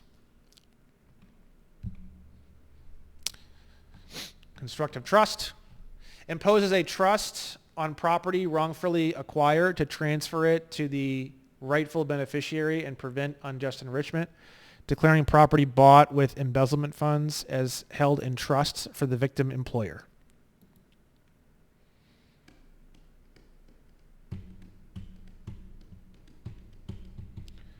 Subrogation allows one party to step in the shoes of another to enforce their rights, often in insurance or debt context. An insurer paying a claim and then pursuing the at-fault party on behalf of the insured. So this is just operating as the agent on behalf of someone else.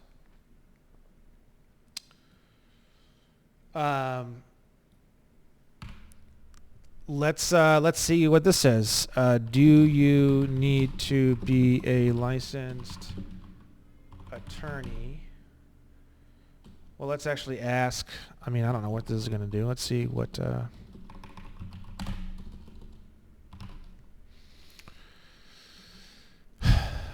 Do you need to be a licensed attorney to represent a trust in a case that is only asking for equity remedies?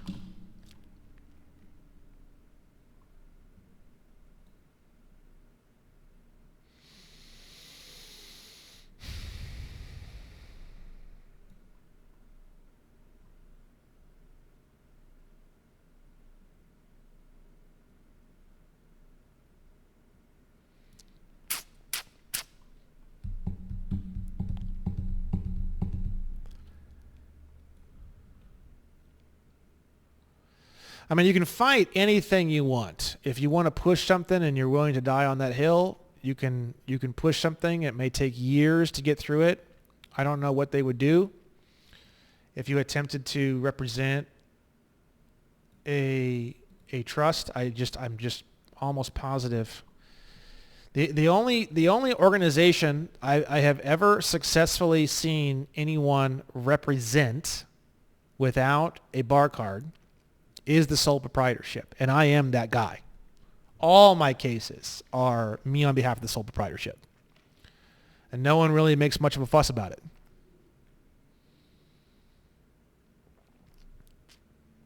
And that's why I think people are stupid. They say like, oh, on behalf of the trust, the secret trust and all that. We're going to get into that on this too.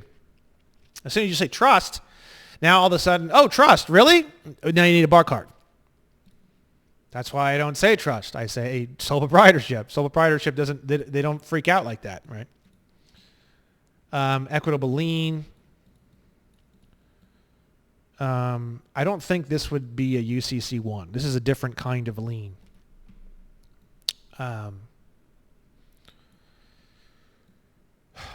Equitable compensation. I mean, all this stuff that we're looking at here, you're getting into the opinion of the judge, and there's no jury, and he can just kind of do whatever he wants, essentially. So you better know your shit real fucking good if you're going to be doing this kind of stuff, because it just, you can't use statutes to tie down the judges and the defense and all this kind of stuff. So I just don't. You're gonna need to be a master storyteller, and I don't know. It just does not sound like a winning battle to me. But the truth is that you've got both equity and law. Everything is there, and you can do whatever you want whenever you want, and that's the truth. And I personally like law, because it lets me tie everyone down. Obviously, what I'm experiencing is that you just get ignored and gaslit. So that's a whole thing. I wasn't expecting that. But anyways, let me pause the video for a second. I'm going to look this for 1 second. Mainly women involved in equity. I found that kind of interesting. So I started thinking maybe it was just they were just trying to avoid litigation, and they thought that this was going to be a great like avenue to try to do that, try to avoid litigation. Look, you're not going to avoid litigation. There's never going to happen. Stop trying. And if you want to avoid litigation, don't bring it on my platform. A lot of people are doing that. That's the fastest way to get blocked. Oh no, you don't need that. Oh no, you don't need litigation. Oh no, handle it in the private, all that. I'm just, after this video is done, it's all a block. I'm kicking people out of the private group, everything. I'm just blocking so many huge swaths of people. And it's just going to continue until this flame of death has been brought under control. Okay? I can show you an example of what I was talking about earlier, how you can file in anything, anywhere, and a lot of times they'll just drop the case. So if you go to my OSF and then contract character page, some of you may remember this. Way back in the day when I first started, way back, November 3rd, 2022. This is way back. This is like 4 lifetimes ago, okay? Now, I'm going to pause the video for 1 second and see if I can find the original letter that I sent these guys to get this thing sent back to me. So here's the letter. I found it. Here's the letter that I sent to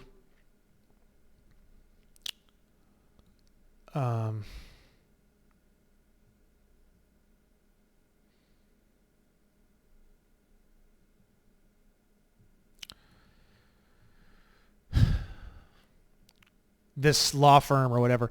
I have enclosed some statements as well as a letter from Altran as regards to a fully discharged debt that was discharged by the acceptance and non-denial of 3 negotiable instruments, as well as a failure to rebut an affidavit, conditional acceptance. I have enclosed a copy of the conditional acceptance as well as the proof that the parcel containing this conditional acceptance was indeed accepted by Thomas Sevier, who is an agent of CEO Stephen Squarey. This is Amex. I have also enclosed a copy of a letter that I received from Paul Sykes, agent of Stephen J. Squarey, which shows that the conditional acceptance was indeed accepted. As you may not have been told from all this information from Amex, I will also give you the benefit of the doubt as to your acquisition of this so-called debt may have been under false pretenses. If you indeed purchased this debt or the negotiable instrument from Amex, I would recommend that you request a refund as this debt was falsely sold to you. I am also willing to give you 30 days from the acceptance of this parcel containing this letter to update my records and eliminate this debt from your system. If after 30 days of receipt, I get more communication regarding this debt, or I find out you have reported this debt to any credit reporting agency, or I find out that you pitched, sold, transferred this debt to another collection agency or anything similar, then I will be leaning Altran Financial LP for the following individual infractions, which is all horseshit. This is all horseshit. All these charges don't have any private right of action. So I don't even think any of that would have worked. Total lien costs on all above violations is $3,085,000. If this lien is filed and the lien is not satisfied within 30 days of your receiving the parcel with the lien documentation inside of it, I will be contacting the U.S. Treasury in order to get this debt collected via them. Enforcement of this lien will be aggressive. Again, I want to give you plenty of time to eliminate and correct the status of my account with you guys and get the refund back from Amex on any expenditure you have made as regards to this previously fully discharged debt. If you knew about the above information and are simply trying to recontract with me, then I would like to take the time to very clearly state this request has been denied. And this was September 16th, 22, and that's what caused this eventual letter. Dear Mr. Williams, Sessions, Israel, and Shardle, which is hilarious, represents Altran Financial regarding the issue in your September 16th letter. September 16th letter. While Altran denies any and all alleged wrongdoing, Altran has made the business decision to cease collections of the account. Altran did not credit report the account. Now, you might say this was an equitable handling. It was a handling in the private. You may say, oh, it's because you put lien information on the document. No. I probably thought that too back in November 3rd, 2022. The answer is, I'm obviously going to be a gigantic fucking pain in the ass. That's all it is. I'm telling you. It's not equitable. It's got nothing to do with that. It's got nothing to do with anything. I am obviously insane, but at the same time, I'm obviously able to put together a communication. It's not incoherent. It's not grammatically false. It's the information itself. It sounds plausible. That's it. That's why this happened. It just happened because I responded. And I put a bunch of work into this. They could tell I already sent some stuff and did some stuff and this and that. And this guy is going to be a complete fucking pain in the ass. He's going to be a fucking nightmare. He's not even being mean or anything. You can just tell he's just going to be a fucking nightmare. And that's why they dropped it. So I could have went off like a lot of these gurus and said, oh man, I've got it all figured out. I'm going to start teaching people how to write letters on liens and listing all these things and do it. No. And then what the gurus do is they do that, and then they spend the rest of their life defending their so-called precious technology. This was back on September 16th, 2022. I could have ran with this and taught this and sold courses and had private groups on how to write these kind of letters. All these years, we would have never had any of the advancement breakthroughs. We would have never learned about negotiable instruments. We would have never learned about you had to be a free white person to become a citizen of a state. We would have never learned about the sole proprietorship. We would have never learned about the words of Roger B. Taney from Dred Scott versus Sanford and how he said that there's people and there's persons, and he describes what those things are and how it works. We would have never found the key that unlocked the entire 14th Amendment. We would have never found the words of Samuel Freeman Miller, one of the greatest Americans that's ever lived. We would have never found litigation. We would have just stuck with this. And I would have sold courses, and I would have sold how-to manuals, and then anytime it worked, I would show you guys, look, it worked, and anytime it didn't work, I would just make excuses as to why it didn't work because I'm trying to sell you stupid cocksuckery. Forever. And it would have never gotten any better. And I'm not calling out any specific gurus. You guys know what I'm talking about. You know, you don't need to make $20 million a year to live a great life. You don't need to charge people and make $1 trillion fucking dollars. It's not even fucking dollars. It's notes. You don't even need to become the holder of these notes to live. I live a great life, man. I live a fucking great life. I paid cash for my motorcycle. I live a great life. I just don't see why you need, I mean, everyone's free to, it's a free country, but it just doesn't make, dude, like, it's like Venezuela. You can make $10,000 on each sign up, and then we're going to hit a hyperinflationary period, and then all your shit, your platform, all your money, everything's just gone overnight like Venezuela. Like, who cares, bro? What are you going to do with it? Even fucking Andrew Tate talks about that. He's like, once you hit, 20 million after that, there's nothing, 20 to 40 million, there's nothing there. Who cares? Who cares? I just don't get it. I just don't get charge this and charge that and go crazy. It's like the country is slipping away, man. This is not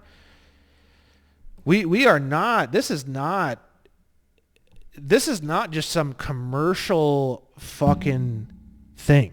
This is not just some business. This is a fucking crusade that I will die for if I have to.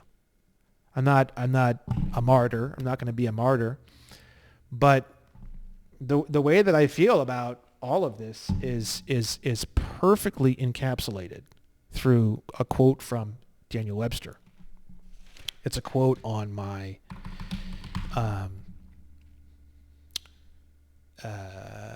Covenant of an Ambassador page on the amnestycoalition.org. If we go down, and this is the quote right here. I shall stand by the Union and by all who stand by it. I shall do justice to the whole country in all I say and act for the good of the whole country in all I do. I mean to stand upon the Constitution. I need no other platform. I shall know but one country. The ends I aim at shall be my country's, my God's, and truths. I was born an American. I live an American. I shall die an American. And I intend to perform the duties incumbent upon me in that character to the end of my career.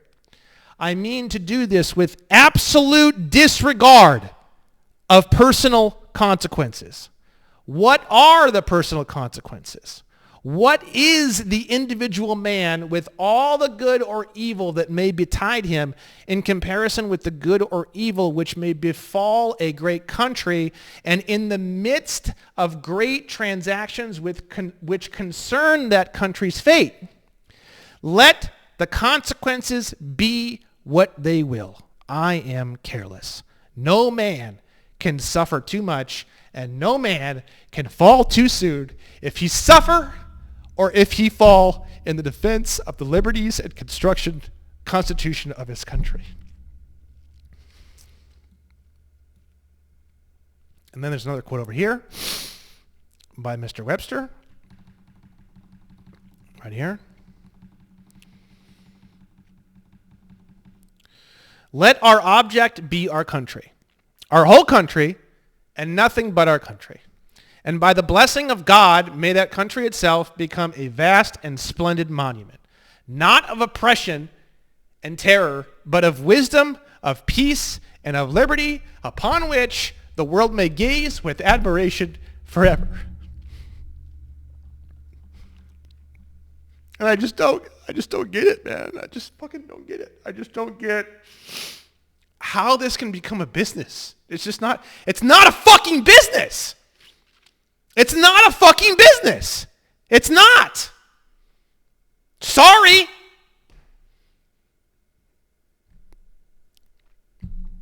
It's just not. And I know people need to make money, and I know things need to happen, and I know all these things. I get it. Trust me, I get it. And I know that we have to pay for things, and I don't have kids. I don't have a wife. It's easy. It's a single guy. He's in California. He drives around a motorcycle. Yeah, I get it. It's fine. I get it. I do. I get it. I don't know what people are dealing with. I don't know what, but I just don't. I don't get it, man. I just don't get it. I just can't. That's why I like Cameron Wilson so much. He gets it. He gets it, man. He really gets it. Joe Lustica, he really gets it. And I'm not gonna bash every fucking guru. And I've been pretty good at not doing that, and I've tried really hard to not do that. But just recently, I've been broken, man. I've been broken by this equity thing. It's literally broken me, and I'm like rebuilding myself. It's really, really upset me, big time.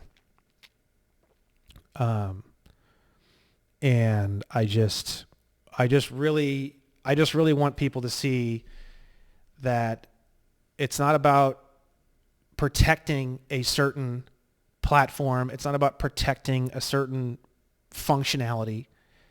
We need to learn all the different functionalities and use all of them and not pretend like, I mean, I think, when I talk about negotiable instruments and I say negotiable instruments is senior to pretty much everything, I'm not trying to say that in a way to like make people bad or wrong or whatever.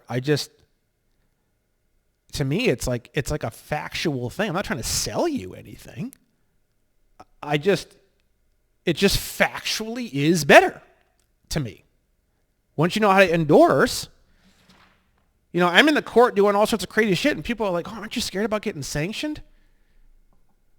No. Absolutely not. I'm not fucking worried about getting sanctioned. Who gives a fuck about a goddamn sanction? You gotta be kidding me. I couldn't care less.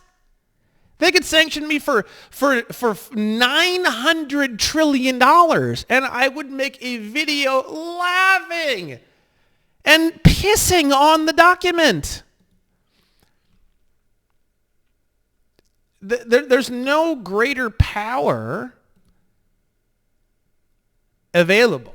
To me, in my head, the greatest areas of power that are available is being a state citizen, which is white people, and negotiable instruments. To me, that is the ultimate combination.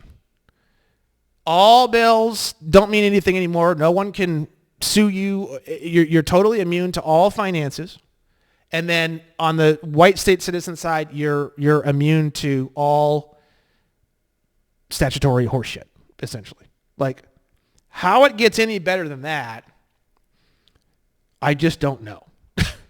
I just don't know. Okay? Oh, okay. Next thing I wanted to go over, SPC, Secure Party Creditor. I'm going to start going faster with all the rest of these because I've talked about a lot of these and some, so we're not going to get into any of these too much. SPC. There's two reasons why people want to do the SPC. Number one, they think it's going to unlock them to be able to manufacture currency or deal with or own or claim their security, whatever. It's bullshit. It's an extremely long, complicated thing filled with all sorts of horse shit. And I've done it all, by the way. You're talking to a guy who paid someone $7,000 to do it all. It's UCC 3-104.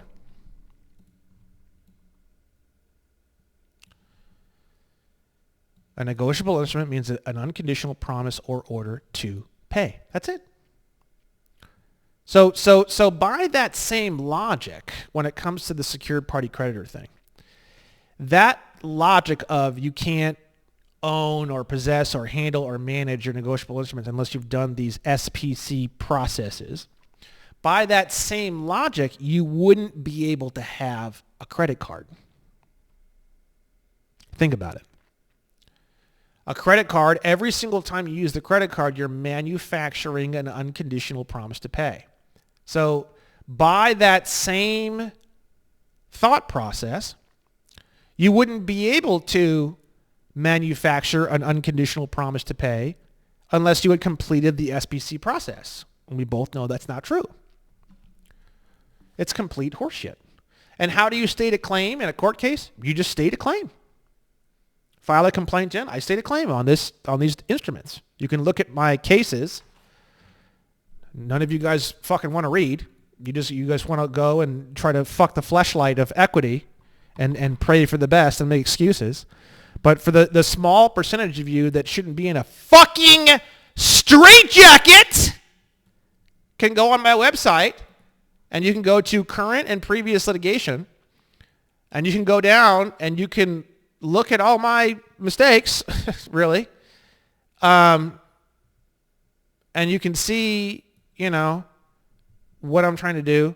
The last really good filing is under case 7, which is the MX appeal. And then you're going to go all the way down to the reply brief. And you're going to see I put a rebuttal to sovereign citizen in here. You're going to see that. I put a rebuttal to vapor money theory. You'll see that here too, vapor money theory. I've got all the cases called. I've got a full breakdown of our financial system through UCC Article 3. And then I have the point-by-point rebuttal of each point in the answering brief. And you'll see that here if you would like to get some examples of. If you have a guru, and the guru, as far as I'm concerned, and the guru does not have some kind of page like this where you can see maybe not everything he's doing, maybe that's a bit extreme, but even a handful of cases. Now, keep in mind, PACER is for federal cases. You also have state cases, right? But if a guy's a guru, meaning he's like guru level, he should have state, federal cases. He should have some experience with both systems. I just did small claims too. So like small claims isn't in PACER, right? So what I did was, where's it at? Right here. So what I did was I just took all of the documents that I served on the city, and I had already scanned them all in to send them to the process server. I use ABC Legal. All I did was just take all the documents that I already had the PDF for that were all served on the defendant, and I just posted that on the website. So it isn't really a docket per se, right? But it's close enough. Why wouldn't a guru do this? I just don't understand it. Why wouldn't a guru be willing to show people in a very simple, single, free, downloadable document on a page that's labeled stuff I'm working on or stuff that I'm doing or cases to give you examples of how I might be doing it and how you can do it. And then ideally a brief overview of what's going on, and then personal remarks from you as to what it is that you're doing and what it is, and then a link to the document. Ideally, and in my opinion way better than that, is if it's a federal case, recap it for people. So I have my recap browser extension here, and every time I buy anything on PACER, it automatically goes into a crowdsourced recap platform. And you can go in here, and here's an appeals case. You can go in here, and you can click on this. This goes to the free law project. It's called Recap. PACER backwards. You can see the shadow when I go over it. And it has all the docket items. So you can see schedule notes. You can see the case was opened. This is like a great way for beginners to start getting used to looking at a docket, because this looks almost exactly the same as what you're going to see on PACER. And you can download all these things with one click for free. You don't need to download. PACER's kind of janky. It's not jank. You don't need to pay money. You don't need an account.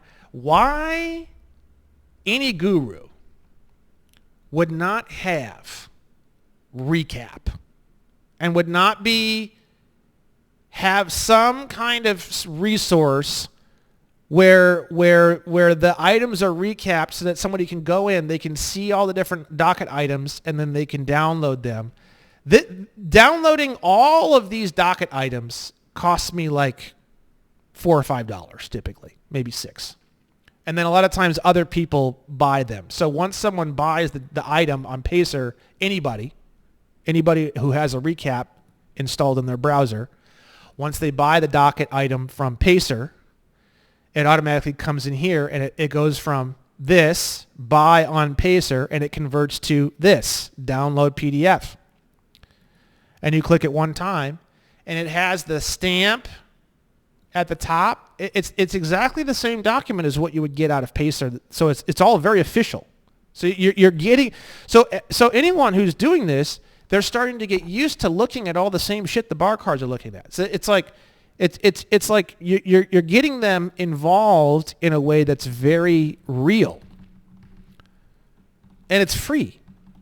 it costs nothing for me to, it costs me a few dollars, or I'll have other people do it. If I didn't have a few dollars, just have somebody else do it, to recap these items and to make these, I just don't understand why a guru would not have this. And if they give you excuses as to why they don't have it, that's a huge red flag, especially if they've been doing this stuff and involved in litigation type stuff for a long time. It just doesn't make any sense. And for state cases, why don't they have a Dropbox or a Drive folder, which is what I'm going to do, and they should put all the docket items in there, and then they should make that shareable so that people can download it. Recap's way easier than that. It just doesn't make any sense to me. You can go in here and you can click on parties and attorney. You can see the parties and the attorneys, authorities.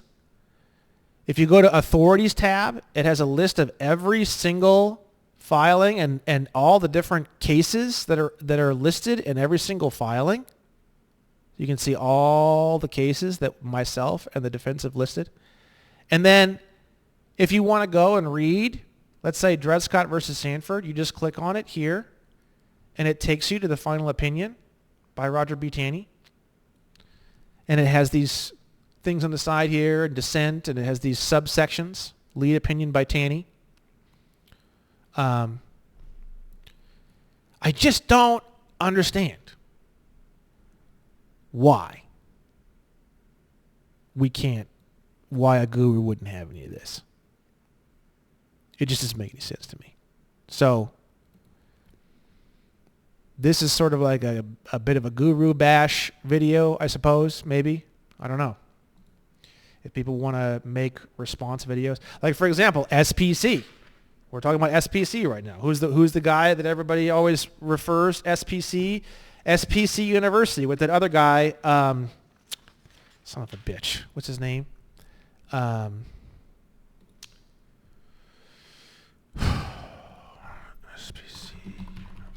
University. His name is...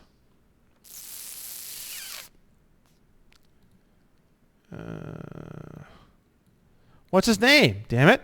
SPC University.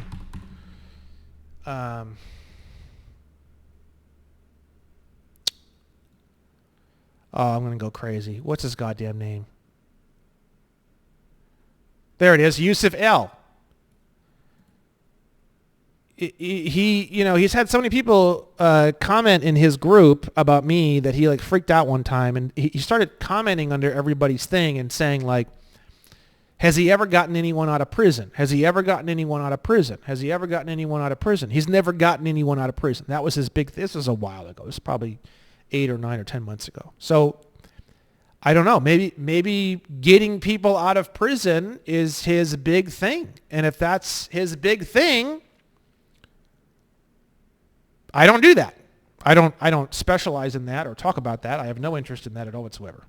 Absolutely zero. I don't even respond to emails that people send me about trying to get out of prison. I don't care. I have no interest in that at all whatsoever. So if that's his idea of somebody who knows what's going on or doesn't, if his mind says a successful guru is somebody who gets people out of prison, well then, yeah, it makes sense why he wouldn't care too much about me. But I don't advertise myself as trying to do that. That's not anything I'm interested in, right? But this SPC thing, the first thing is to use your instruments or whatever, right? That's bullshit. Because if that was true, you wouldn't be able to have a credit card. You're manufacturing an unconditional promise to pay every single time you use your credit card. If you weren't able to do that without having SPC done, then you would have to have SPC done in order to have a credit card. So that debunks that one. And you can state a claim without having to do documents and forms and all sorts of God knows what affidavits. You can just state a claim. This is my remote control. It's that simple.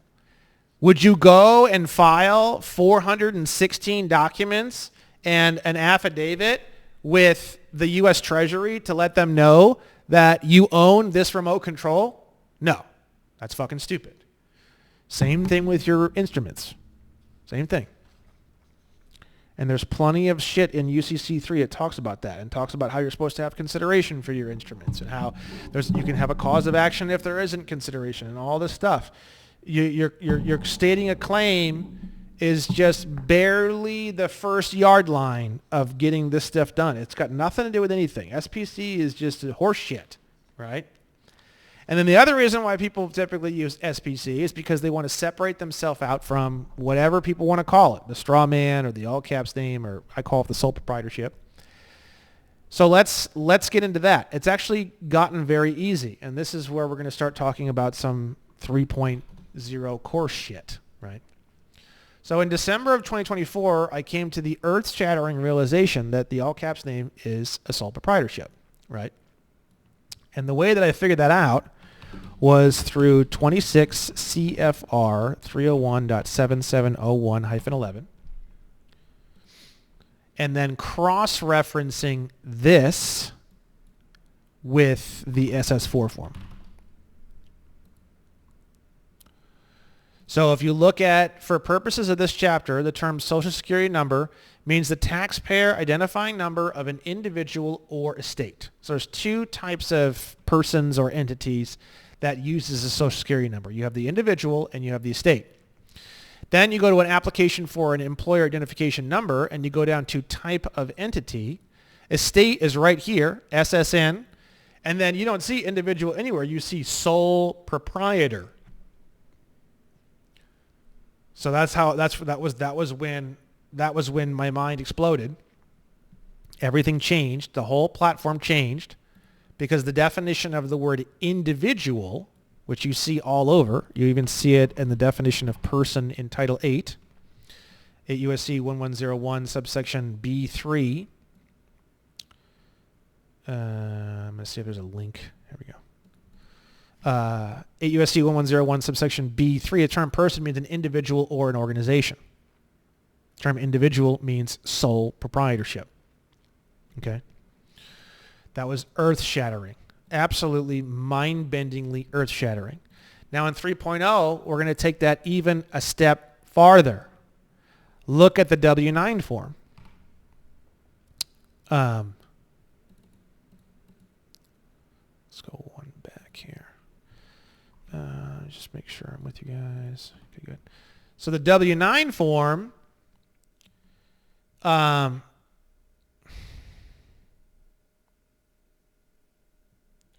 name of entity / individual, an entry is required for a sole proprietor or disregarded entity. Enter the owner's name on line 1. What is a disregarded entity on a W-9? Oh, people are asking this. Look at that. Got lots of people asking this question, right? So a disregarded entity is a business that is not separate from its owner for federal income tax purposes, right? So it is a business, but it's not separate for federal income tax purposes. They're telling you it's a fucking business. Are you a business? No. So even on a W-9, they're showing this to us. Business name / disregarded entity name.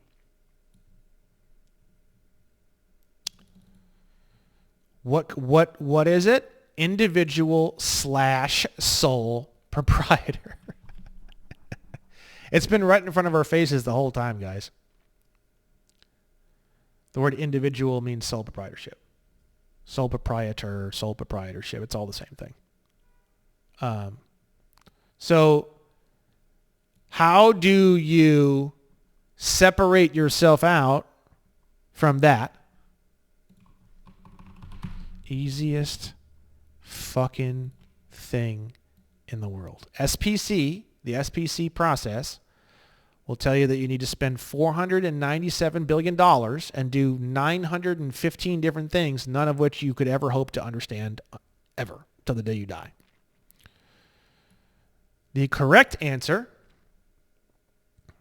is,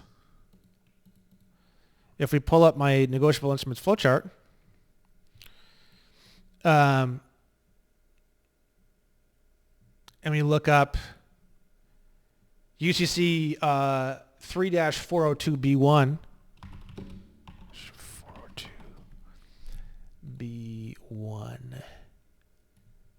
Just see something here. Hold on one second. I'm going to pause the video for a second. Okay, I'm back. Signature by representative.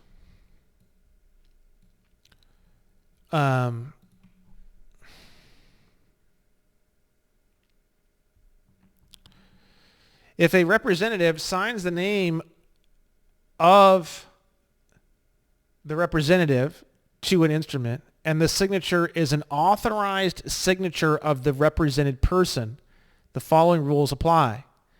If the form of the signature shows unambiguously that the signature is made on behalf of the represented person who is identified in the instrument, the representative is not liable on the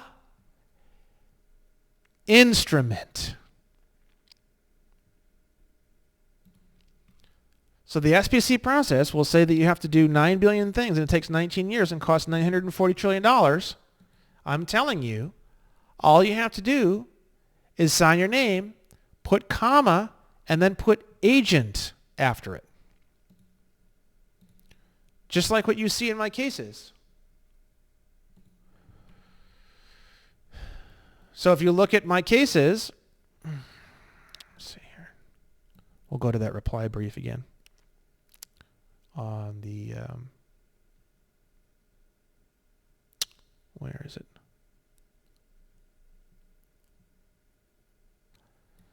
Here it is.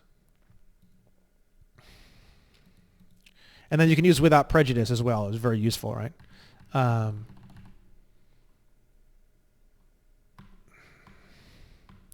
You can see at the bottom of my document here. Brandon Joe Williams, comma, agent. Respectively submitted. Name of plaintiff, which is the sole proprietorship, by agent. And you can see that explained here. What's funny is they didn't really get into that too much. They got into it a little bit. I handled that in the beginning and at the end. So we have here, I'll show it to you. Plaintiff describes himself as this and purported to commence pro se litigation in the district court, supposedly through his agent. They're just, I can't tell if he's just dumb or if he's just... So the advocates are feigning confusion in order to paint a negative picture in an effort to deflect the fact that they know nothing about negotiable instruments, yet defend one of the largest financial institutions in the world.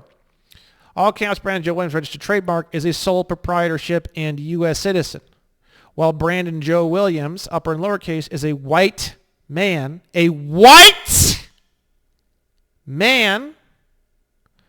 who is a state citizen of California, not a U.S. citizen or non-citizen national of the United States.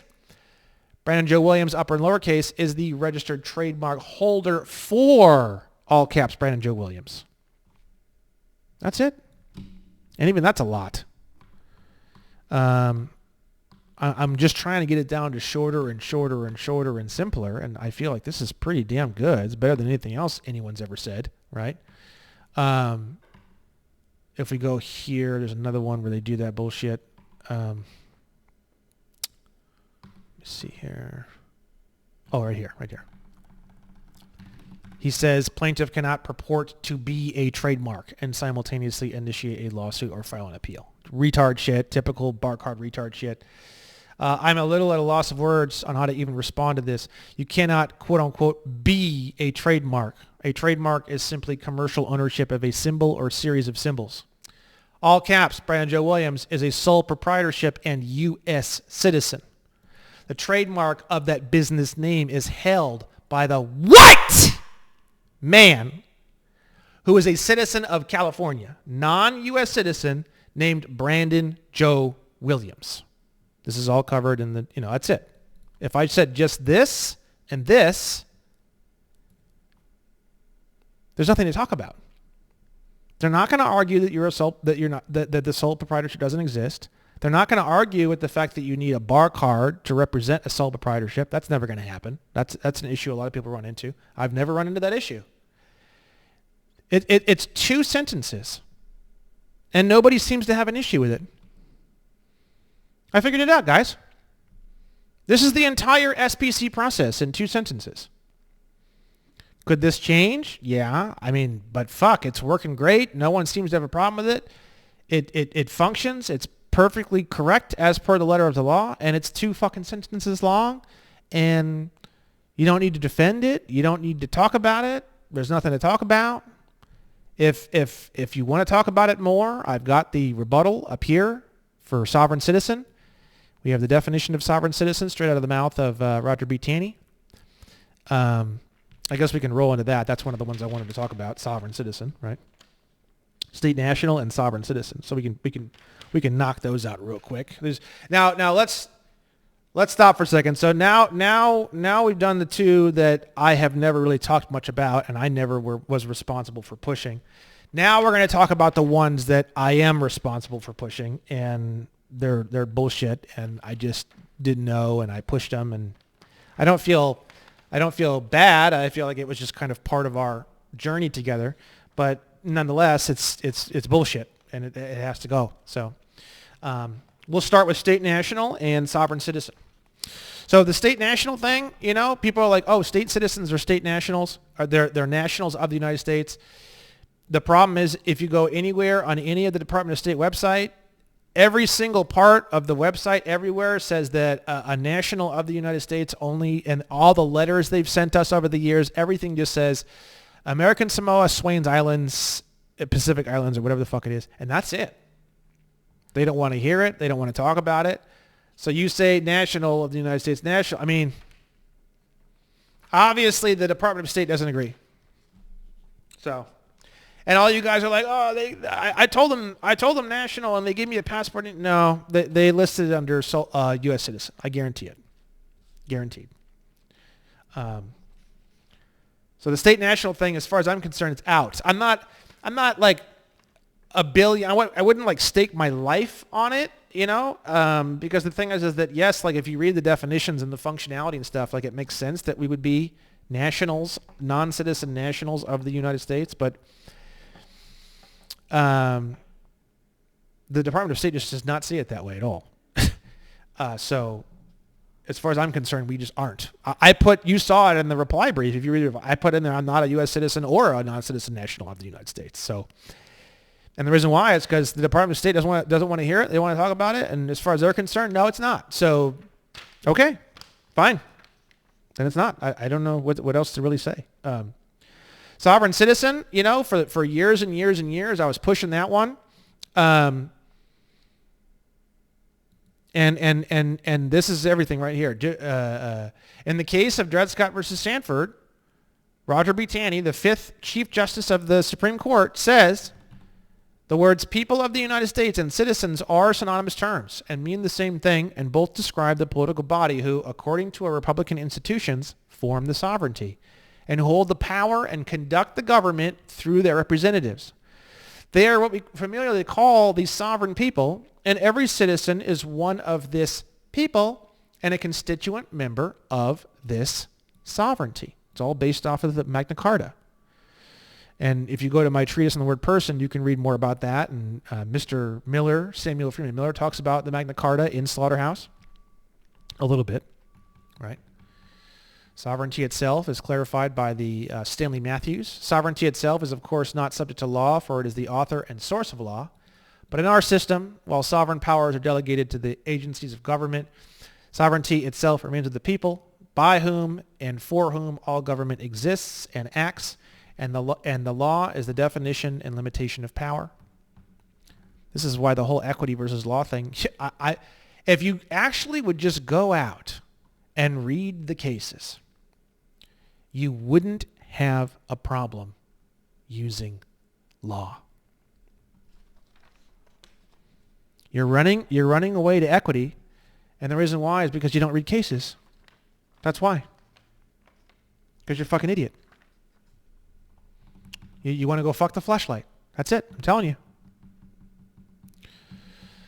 The sovereignty is often incorrectly defined as something individual, but as Mr. Taney has described above, the sovereignty is collective, and then individual is sovereignty is enjoyed via that collective sovereignty. Now, obviously, as we know, who is he talking about in this?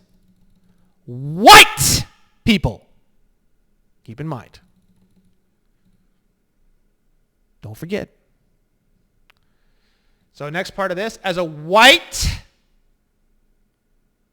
state citizen of California, the reason why I keep emphasizing white, by the way, is not because I hate black people or whatever. It's just you guys want to be delusionary, weak backboned, dumbass, retard, woke pieces of shit. I'm not telling you white because it's my opinion. It's literally a complete fact. If you want to be a state citizen, you got to be white. And I've already told you guys a million times, if you're black, if you're melanated, if you're this, if you're colored, if you're yellow, if you're brown, if you're orange, just say that you're white under Rule of Evidence 301 is a fucking presumption. I don't know what else to do right now. That's the only thing I don't know. We're going to figure it out as we go. But for right now, you got to be fucking white. You got to be fucking white. If you're not white, you can't do this. I'm sorry. I'm sorry that if you go and read the Constitution, under the preamble, it says we the people, and then in the slave importation clause, it says persons. Is it my fault? Is it my fault? Let me ask you a question here. If we go to the preamble, we the people of the United States, and then we go to the slave importation clause,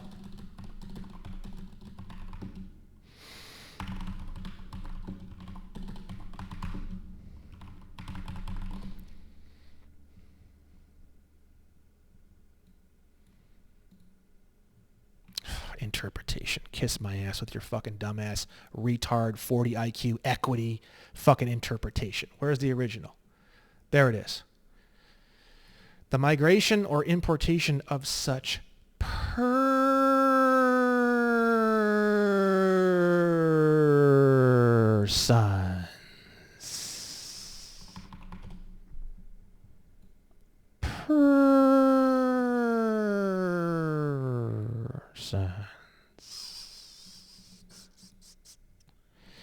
We've got all these quotes about this from Roger B. Taney, the last one, but there are two clauses in the Constitution, one of which we just read, which point directly and specifically to the Negro race. I'm going to say that word too. Don't care.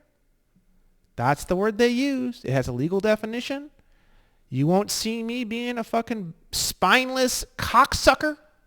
I'm going to use white, and I don't use black because Negro is a better word because it defines a specific subclass of black. And I try not to use the word black too much because I think it's actually extremely disrespectful because not all blacks are Negroes. We already covered that. Specifically to the Negro race as a separate class of persons. Is it my fault? Is it the fault of Brandon Joe Williams that the people in 1776 who worked together in the Constitutional Convention wrote "We the people of the United States" in the preamble and then referred to Negroes, meaning black persons of African blood, as persons in the restrictions on the slave trade? Is it my fault? No. So it's like people don't want to say white and Negro and they don't want to say this shit. It's just, dude, fuck you, dude.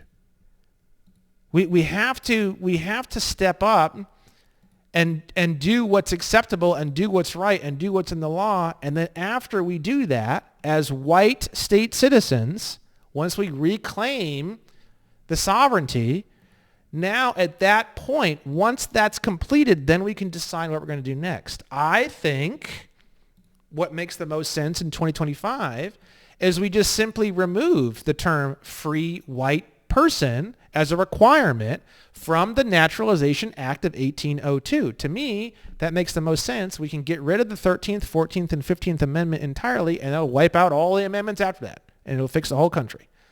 So, I get it. You guys want to whatever, but the thing is right now, we just need to focus on the truth and nothing but the truth, so help us God. And the truth is you got to be fucking white to be a state citizen.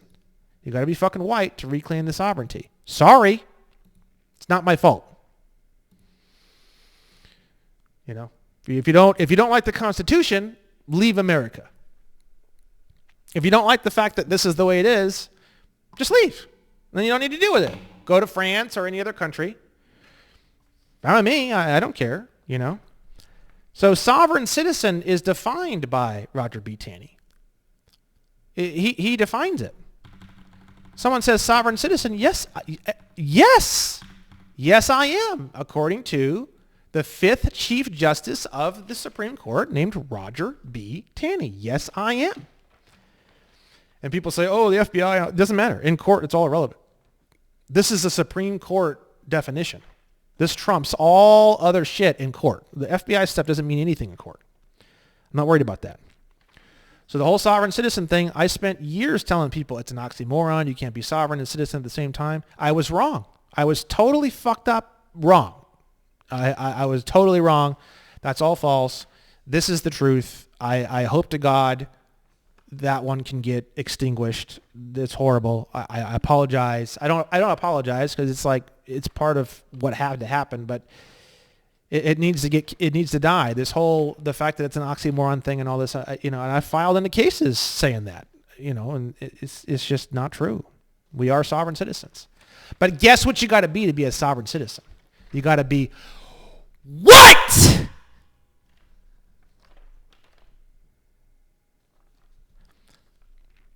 Now, with that said, let's move on. So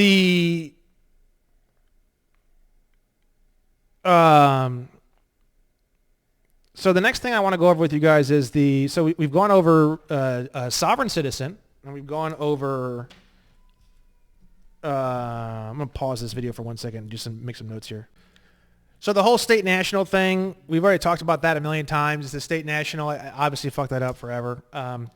There's no case law on that. State-national, it's state-citizen. You see that through all the references. You see that through all the stuff with Roger B. Taney. You see that through all the stuff with Samuel Freeman Miller. You can read the treatise on the word person. That's just out. State-national is out. And I know guys like Kenny over at State Nationals Rock and maybe other people, maybe even James C. Lovett may not like to hear that. Sorry.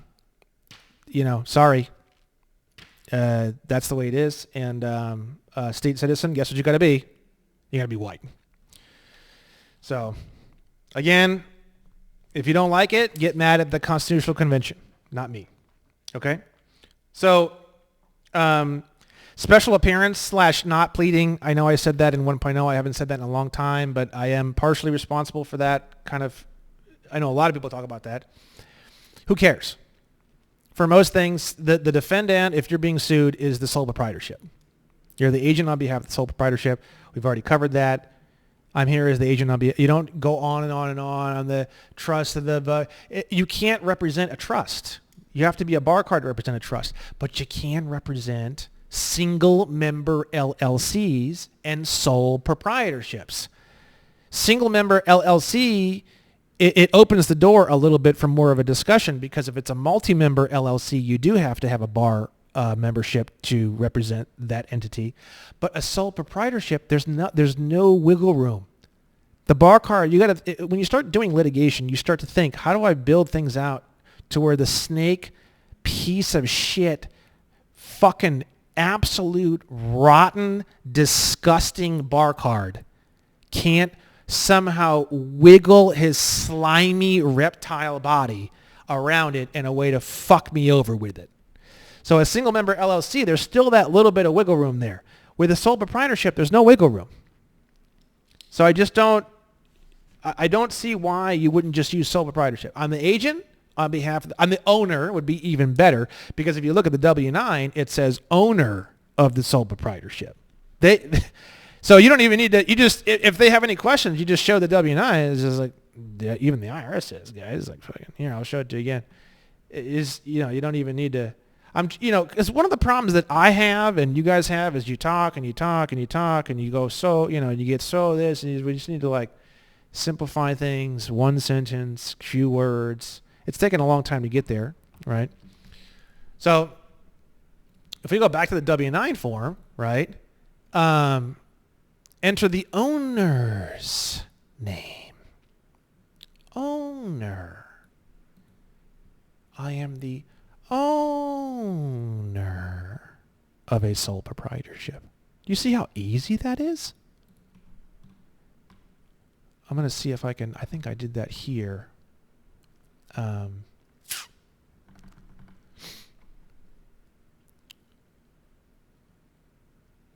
Brandon Joe Williams, in all caps, is a person under 8 U.S.C. 1101 subsection B3 and is able to sue and be sued and is owned by Brandon Joe Williams.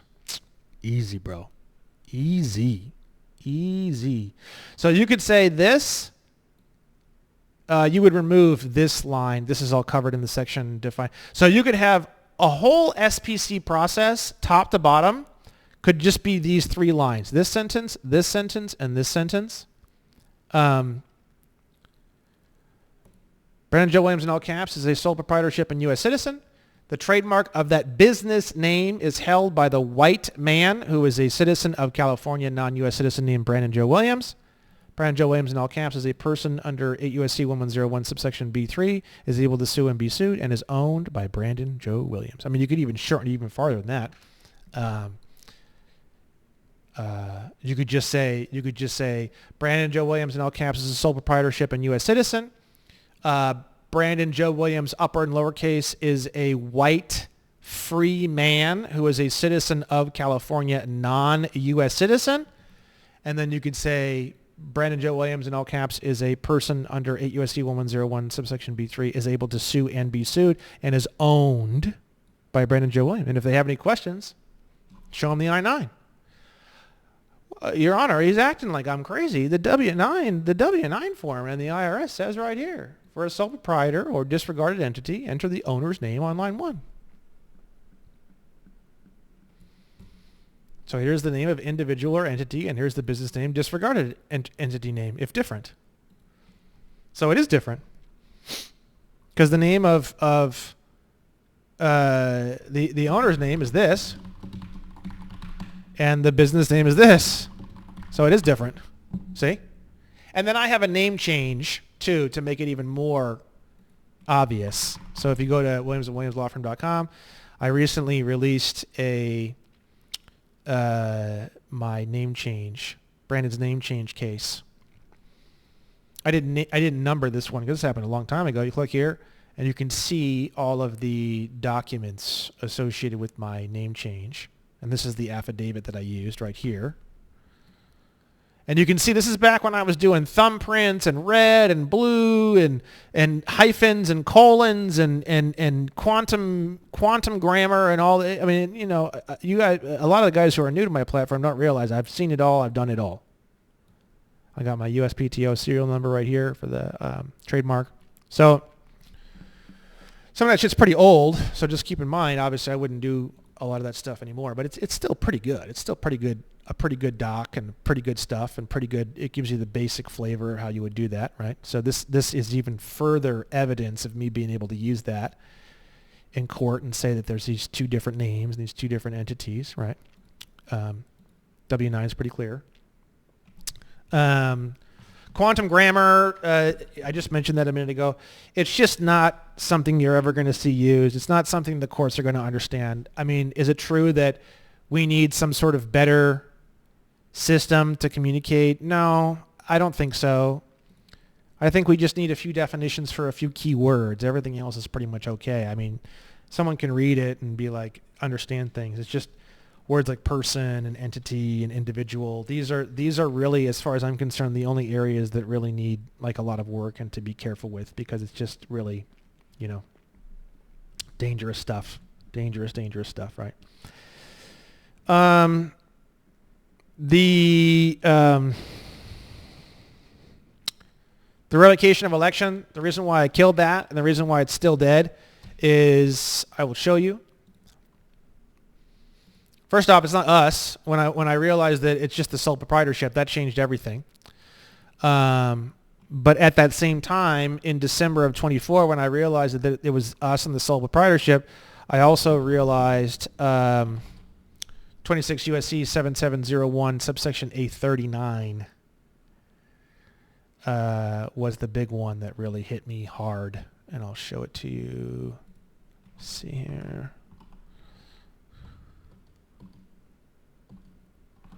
Persons residing outside United States, which means the District of Columbia. You can click here and it includes only the states and the District of Columbia. States is defined basically as U.S. territories and insular possessions.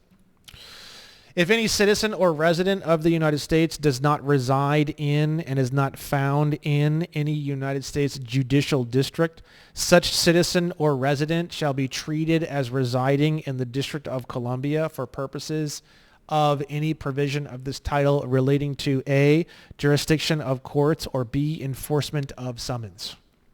This is when I realized the revocation of election, you can't really, I don't think it's really functional. Because the sole proprietorship is essentially underneath the IRS as a taxpayer, like basically forever. No matter where it goes, no matter what it does, you could naturalize the sole proprietorship into heaven. You could naturalize the sole proprietorship into the Amnesty Coalition. You could naturalize the sole proprietorship anywhere.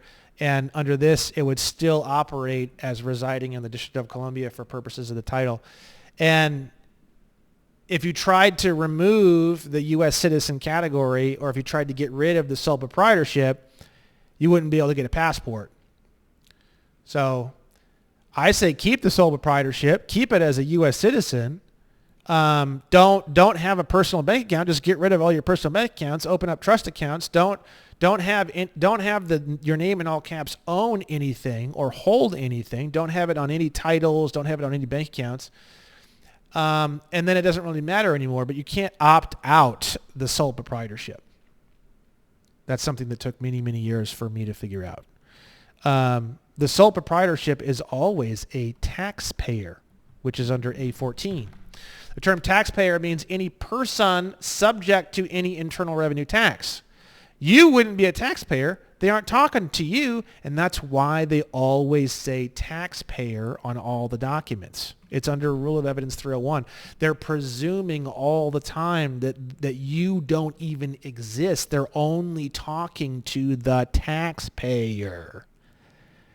The taxpayer is a resident or U.S. citizen. And that resident or U.S. citizen cannot elect or unelect to pay taxes. And you can see this in my flowchart. If you go to my other flowchart, this one here, the eagle eye down public versus private flowchart, you'll see on the bottom right, I have that here. The term taxpayer, trade or business is basically the functions of a public office. So another thing, this also proves 26A26 proves the term trade or business includes the performance of the functions of a public office. And then if you go to 26 USC 162 and you go to trade or business expenses and you scroll down, every single one of these so-called expenses has to do with public office. So people will argue with you and they'll say, includes the performance or functions of a public office. Includes means in addition to other things such as trades or businesses. Now you can prove that by going to 26 USC 162 trade or business expenses, looking at the list of every single listed type of thing. Every single one has to do with public office. So what that means is the taxpayer is an employee of the federal corporation. So the sole proprietorship is performing the performance of a function of public office. You just figure that out. So basically, it's a government employee that's a government employee forever. That no matter where that government employee is, he's underneath. They can summon him into a court under 39. Shall be treated as residing in the District of Columbia for purposes this title regarding to jurisdiction of courts or enforcement of summons. So you're upset because they're sending you this stuff and saying taxpayer. They aren't talking about you at all. It's like just imagine like your fucking ex-wife's names on the document, and you just laugh like, oh, that poor bastard. Like that's all I do. Like I get a letter and I'm like, that poor bastard. The IRS is coming for him, poor bastard. It ain't me. I ain't got no worries, bro. What are you gonna do? You're going to send me a bill? Ooh, big deal. I'll endorse it and tender it back. I just feel like you guys are running around stressing yourself out, and you ask me what's the best thing, and you guys are the ones stressed out. I'm not stressed out. That's why I think that this stuff is superior. I think the white state citizen stuff, and I think the negotiable instrument stuff is superior because it factually and objectively puts you into a greater position of power. It's not something that I've thought about over the weekend and decided to tell you. This is years of work that's gone into these things. And if you think I'm full of shit, then fucking leave the platform. I don't care. I don't charge you to be here. I could care. In fact, I'd rather you leave. I tell you all the time, I don't know why people come on my platform and try talking about stupid shit like equity. I tell you to leave.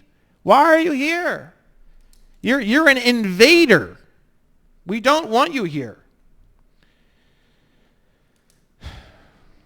You're like a disease.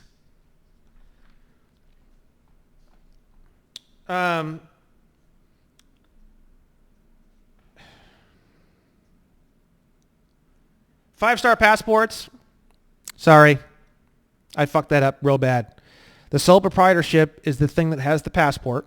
You do not have a passport. You have never had a passport. Even when you used to file your shit like a normal-ass person. Doesn't matter. That was still always the sole prop. That's why that social security number is on the form, on the DS-11. Even if you don't have a birth certificate, I'm sure they probably create a sole prop. It doesn't have a social. People are trying so hard not to put their socials on the DS-11. Doesn't matter. It's still a sole prop. Even if there's no social, there's no birth certificate, then I guarantee you somewhere deep in their shit, they're manufacturing a sole prop and they're putting your picture on it and they're giving that sole prop the passport. Guaranteed. There's no fucking way. They can't give a sole prop to a white citizen of a state. It's impossible. It's physically impossible. So that's a huge area of confusion that I've done a lot of work on trying to correct. And ever since I did correct all that back in December of 2024, I am very happy and proud to announce that we have not had literally a single issue since December of 24. And I am talking literally not a single clarification, not a single letter, not a single clarification letter, absolutely and positively nothing. 100% easy, smooth, and fast passport issuance since I made this adjustment away from non-citizen national of the United States for us and to the sole prop as a U.S. citizen exclusively. It's fixed we didn't have that many issues, but it's fixed every single issue that we have had. It's so easy. It's literally like smoking a cigarette is literally harder than getting a passport at this point. I'm dead serious. And people are like, oh, they're going to change the rules. I don't think so. Nothing's changing. Everything's smooth. Everything's fine. Don't be dumb. So the passport is issued by the Bureau of Consular Affairs within the Department of State. The word consular means that's a lower level of diplomatic immunity. So that means that every single passport is essentially a consular passport. So every single passport, regardless of how many stars are on it, has some sort of diplomatic immunity because it's issued by the consular. Now, it's diplomatic immunity for the sole prop. It's not for you. It's the sole prop. It's not for you. It's the sole prop. It's not for you. It's the sole prop. The sole prop is a consular, and you are the agent on behalf of that consular. And it's taken us a long time to get here. So I'm not going to apologize that I spread so much information or misinformation or whatever you want to call it. I feel like, again, it was all part of the journey. We had to go through this journey to get here. I don't know how else I could have gotten here, guys. There's no other way I could have come and advanced this information to this point if it wasn't for all that stuff earlier. And I had to dig through all of that, and we all had to dig through all of that to get here. So I don't feel the need to apologize. But this shit, as far as I'm concerned, the shit that I created 2 years ago has to be buried and forgotten forever. It can be historically remembered.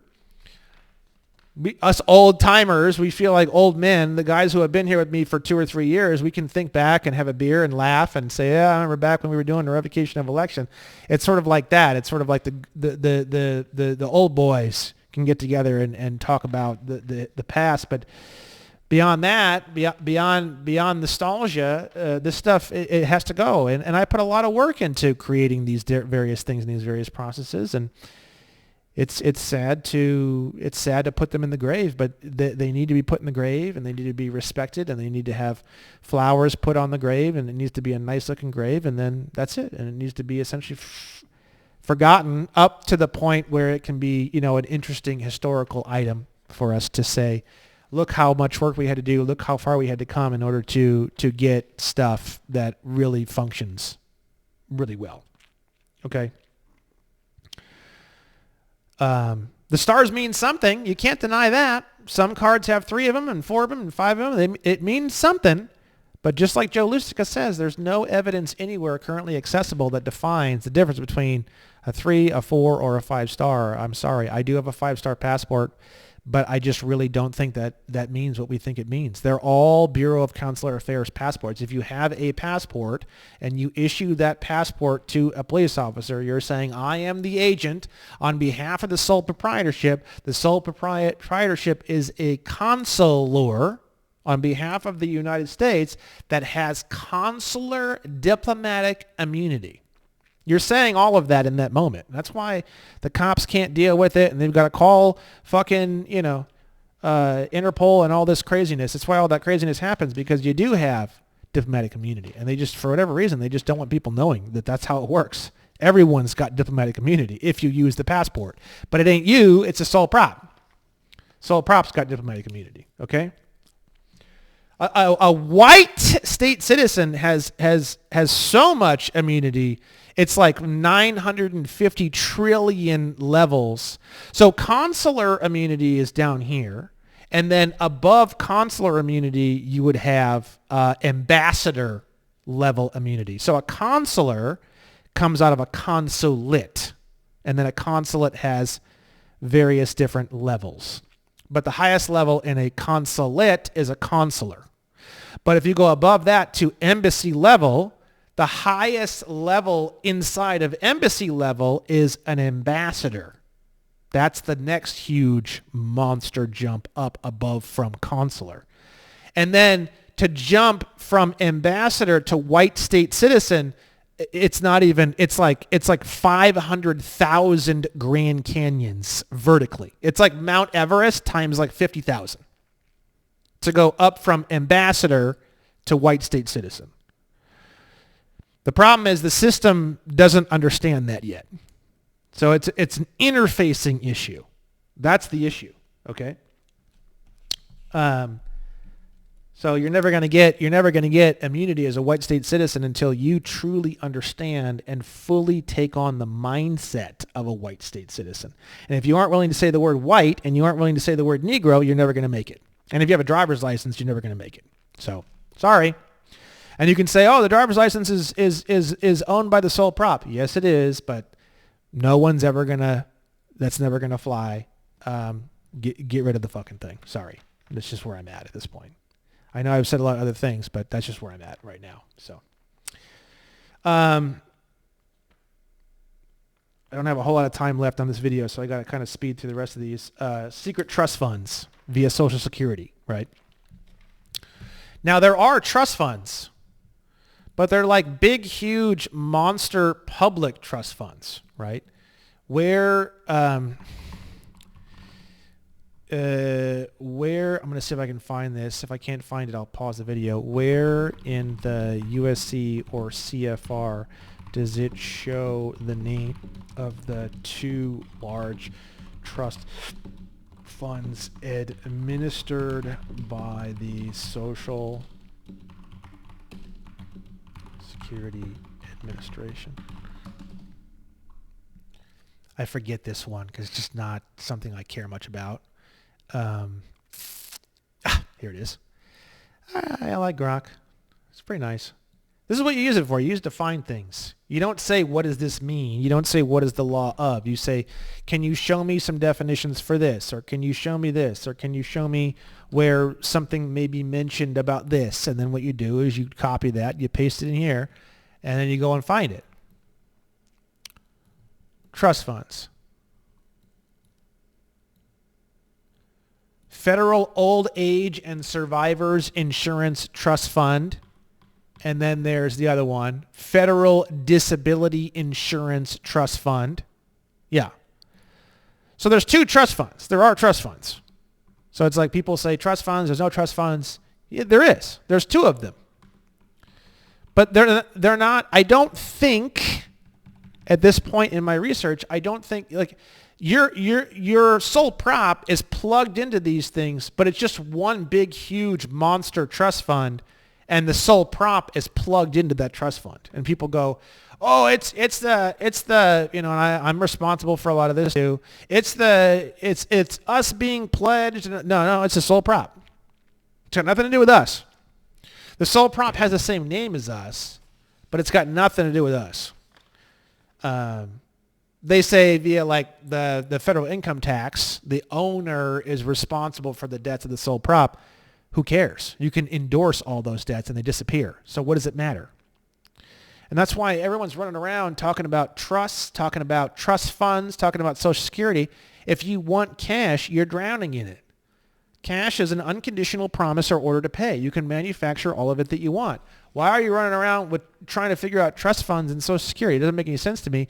Plus, if you go into court and say it's a trust, they're going to say you have to have a bar card to represent a trust, and you can't represent a trust. If you say sole prop, they'll let you represent the sole prop, and they won't give you any issues.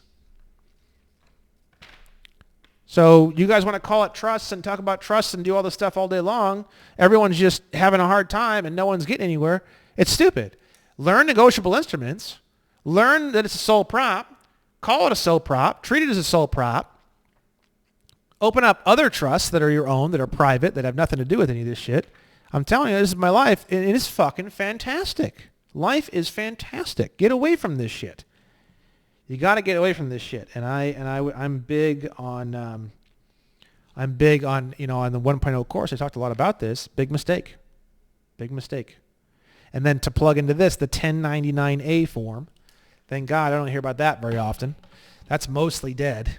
Thank Christ.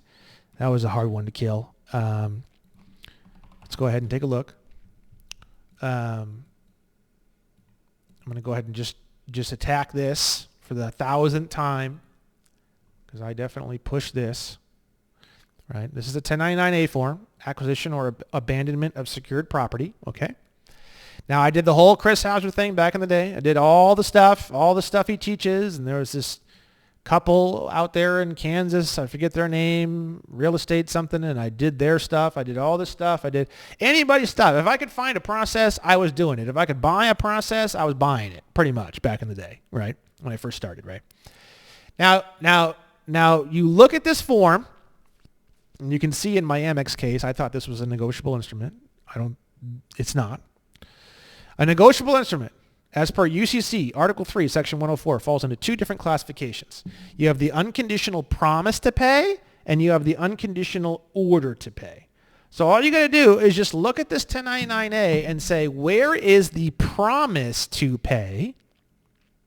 And I'm looking at it right now. And I don't see anywhere where there's a promise.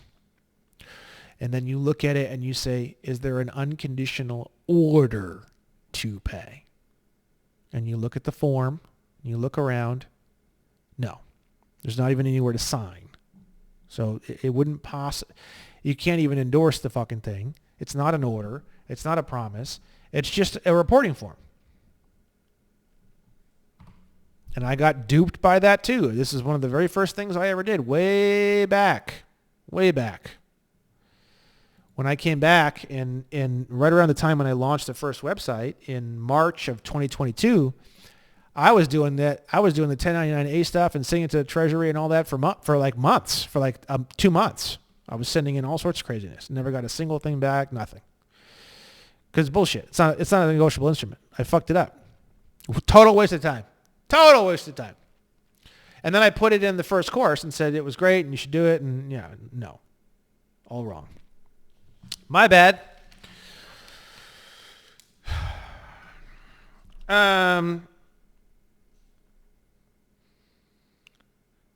UCC1. UCC1 is what is a security interest?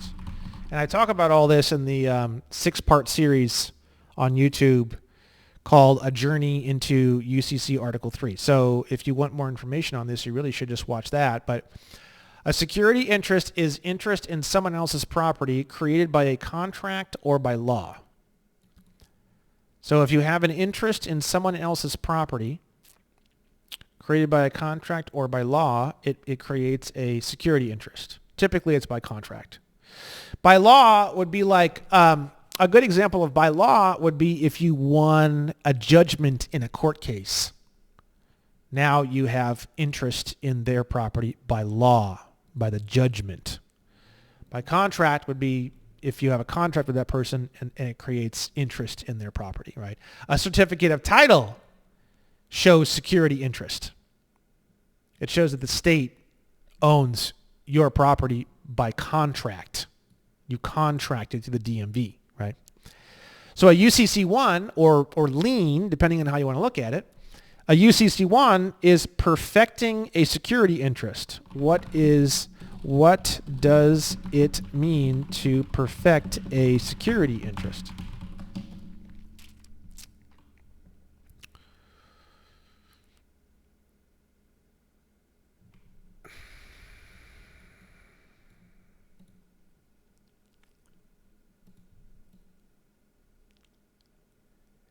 It's just like basically registering. Perfected refers to security interests that have been established publicly through one of the methods of perfection to gain priority. That's what a UCC1 lien is. So people think that the UCC1 lien, the document creates the security interest. No, and that's why there's not a whole lot, in my opinion, you can get in trouble with in all the stuff that we do and teach, except UCC1s. I think that's what Chris Hauser went to prison with, and I've seen people do it and not get in trouble, and I've seen people do it and get in trouble. But as far as I'm concerned, it's the only real tool in everything that we have, this gigantic toolbox of like 9 million things in this huge garage. It's one of the few tools that, in my opinion, you really should know what you're doing. It's sort of like you don't just take a chainsaw or dynamite and just start playing with it. Like this requires, in my opinion, a little bit of knowledge. You have to understand these, because the thing is, if you file a UCC1 and there's no previous security interest, it's basically just a fraudulent UCC1 because there's no. So if I was a judge and you had a UCC1, I would say, okay, where is the previous security interest that was created through contract or through law? Please provide either the contract that created the previous security interest, or provide through what legal means is this security interest established. And then you would have to explain that. And I think that pretty much everyone who's filing these UCC1s, they don't understand that. Now, to file a UCC1 on the sole prop, which is typically what people do when they're doing the SPC horseshit, you can create a contract between you and the sole prop, and you can have in that contract whatever you want. You can say, every sex toy is $20 in 2 years. You can do anything, and you can sign on behalf of you, sign on behalf of the sole prop, and then bang, now you have a security interest. And then now you can go and file a UCC1 on it. So filing a UCC1 on the sole prop, it's like not a big deal. It's like, yeah, it's kind of inferred or presumed. It's like he can kind of contract however he wants. He's the owner of the sole prop. But you also got to keep in mind too, the definition of the word owner in terms of the sole prop, right? And again, like a lot of the stuff I'm talking about is going to be all 3.0 stuff. This whole video is sort of like it's sort of like a teaser into 3.0 because we're going to be getting into a lot of the stuff and kind of simplifying everything here pretty soon. Let's get into owner real quick. I gotta wrap this video up here in just a moment.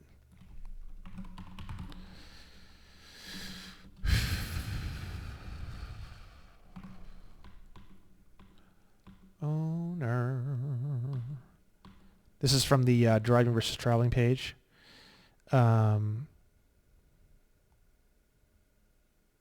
So under owner, we have a definition of legal owner, one who is recognized and held responsible in the law as the owner of property, and in a more particular sense, one in whom the legal title to real estate is vested, but who holds it in trust for the benefit of another, the latter being called the equitable owner. And this is where people say that the all caps name is a trust. It operates as a trust, but if you call it a trust, now you need a bar card in the courts. See that? I developed a way to get around having to have a bar card. If you call it a sole prop, now you don't need a bar card anymore. See that? It's fucking brilliant. And you can go into all my cases, and all my cases are structured that way, and no one's ever had an issue with it. So you can see it works, right? No one's ever seen that before, so it's just kind of maybe a little bit weird sometimes. But so owner can mean beneficial, legal, or both. And you guys can look at all this later if you want and break down the definition of an owner. So when you say owner, you also got to think you're the owner of the sole prop. What kind of owner?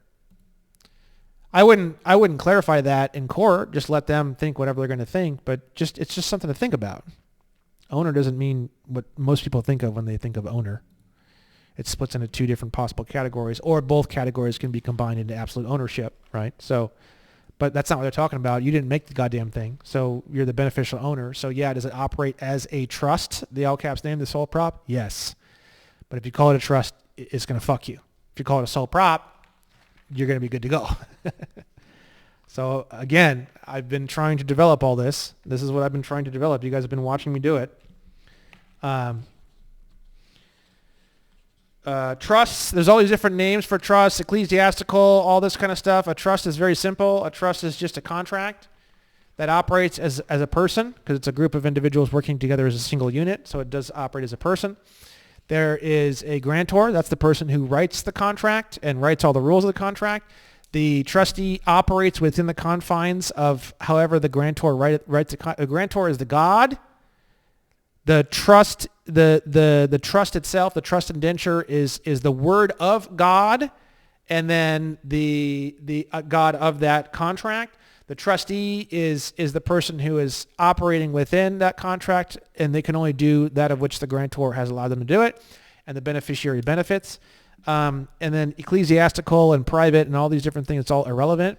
Really, the only thing that you need to know when it comes to trust is foreign or domestic. How is foreign or domestic established? And I'm telling you, it's just wherever you say it is. If you put in the trust indenture and that the trust is located in X-72 Sector 4, which is just some made-up thing, then legally that trust is located in X/74 whatever. And that X/74 whatever is not in the United States, so it would be considered foreign from the United States. If you put, that's why I don't do California, even though you can do California Republic, but that gets confusing because then they think that's domestic. It's actually not. It's actually foreign, and now you have to fight and explain that, and it's going to be an uphill battle. People ask me, what's better? What's better? What's better? Do both.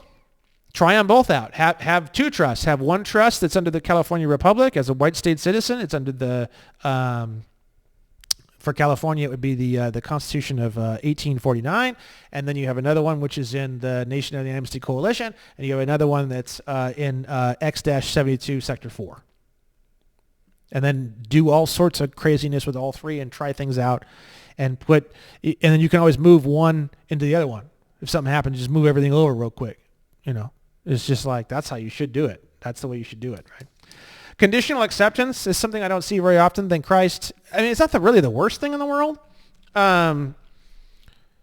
It's just not really something we don't really need it anymore. I mean, the conditional acceptance was often used to try to fight bills. What the fuck do you need to fight a bill for? You endorse it and send it back, and then if they don't perform on it, you sue them for non-performance. Way better. Why would you be worried and upset and anxious and sad about getting a bill and, oh man, I'm going to conditional accept it and do all this stuff? No, you should be sipping Mike's Hard Lemonade, having a great time, going to the beach, and just send it back, give them a month, You don't call them to see if they processed it. No, man, just give them a month or so. If you get anything, just presume under 301. No, they got it, they handled it, they applied it as a payment. And then at any point after that, they hit you back up, they call you, the letters say, oh, wow, so I pay you guys come back. That's a violation of UCC Article 3. Now we're starting to move into a litigation scenario. And it wouldn't be under equity. You wouldn't say it's under UCC 3 and then I'm going to take you under equity. That's the stupidest fucking thing in the world. It would be under law. Under the law of the state-adopted version of for example, for me, it's the California Commercial Code. Okay, guys, so that's all the clarifications I have here. I hope that helps. I hope that all of these things can be killed. I hope we can kill equity, dead forever. Put it back in its rightful place as this tiny little drawer inside of this very large room filled with things that we need to learn, all the different tools. SPC needs to die. It's just trash. All the stuff that I'm responsible for, the 1099A, it's mostly dead. It needs to fully die. The 5-star passport thing, it's irrelevant. Sole prop's a consular. End of story. Revocation of election, that's mostly dead. Thank Christ, that needs to die. Secret trust funds, irrelevant. Once you understand negotiable instruments in UCC Article 3, no one cares anymore. It doesn't matter. And you can't represent a trust. It's a sole prop. Now all of a sudden you can represent it in a court of law. Perfect. Sole prop. Special appearance not pleading. You want the defendant, so who cares? You're the agent on behalf of somebody. You have no responsibility for the sole prop. They'll say, oh, you have responsibility for the sole prop's debts. I mean, you could say, yeah, I have responsibility for the sole prop's debts when it comes to federal income tax. That's the presumption. The presumption is because you have a obligation on behalf of the sole prop for federal income tax, they extend that out and say, oh, you have a responsibility for all of the debts of the sole prop. It's technically not true, but because they presume that and you don't fight against it and you don't know that presumption becomes truth in that court case under Rule of Evidence 301, and then you're fucked. So it's not really real. State national, that's out. There's no case law. You got no backing on that. It's like having no backup. It's like going into a war zone with no backup. If you use state national, you're going into a war zone with no backup. If you use state citizen, white state citizen, you've got 500,000 troops that are ready to get deployed to support you in that. So it's up to you. You want to go in solo? You want to go in recon and get butchered? Or do you want 500,000 troops on your side for whatever battle you're going into? It's up to you. Quantum grammar, thank God I don't see that very often. It's just not something I don't think we're ever gonna really see. UCC1, we went over that. Conditional acceptance, sovereign citizen. Sovereign citizen is very real. It's something we need to use. It's something we should say, but we should clarify. Yes, as per the 5th Chief Justices of the United States Supreme Court, as per Mr. Taney's definition of that term. Yes, I am. It's that simple, right? No, I'm not going to argue with you. Roger B. Taney says what it is. I agree with him. End of story. Types of trusts. We already went over that. So that's it, guys. I hope this is helpful. I'm doing this partly for selfish reasons.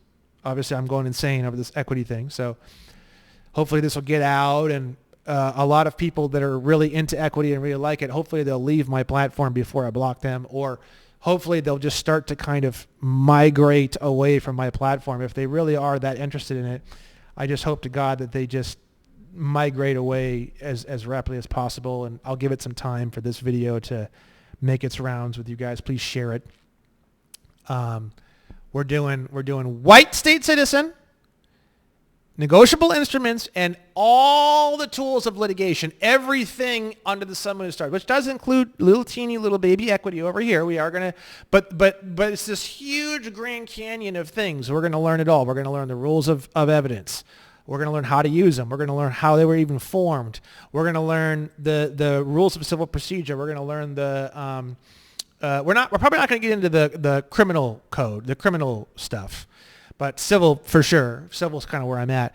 We're going to learn local rules. We're going to learn motions. We're going to learn all of it, everything. Under the whole sun, moon, and stars, we're going to master every single thing in every single area, and that's how we're going to get this done. Okay, guys, and that's going to be 3.0. Okay, guys, thanks a lot. See you later. Bye-bye.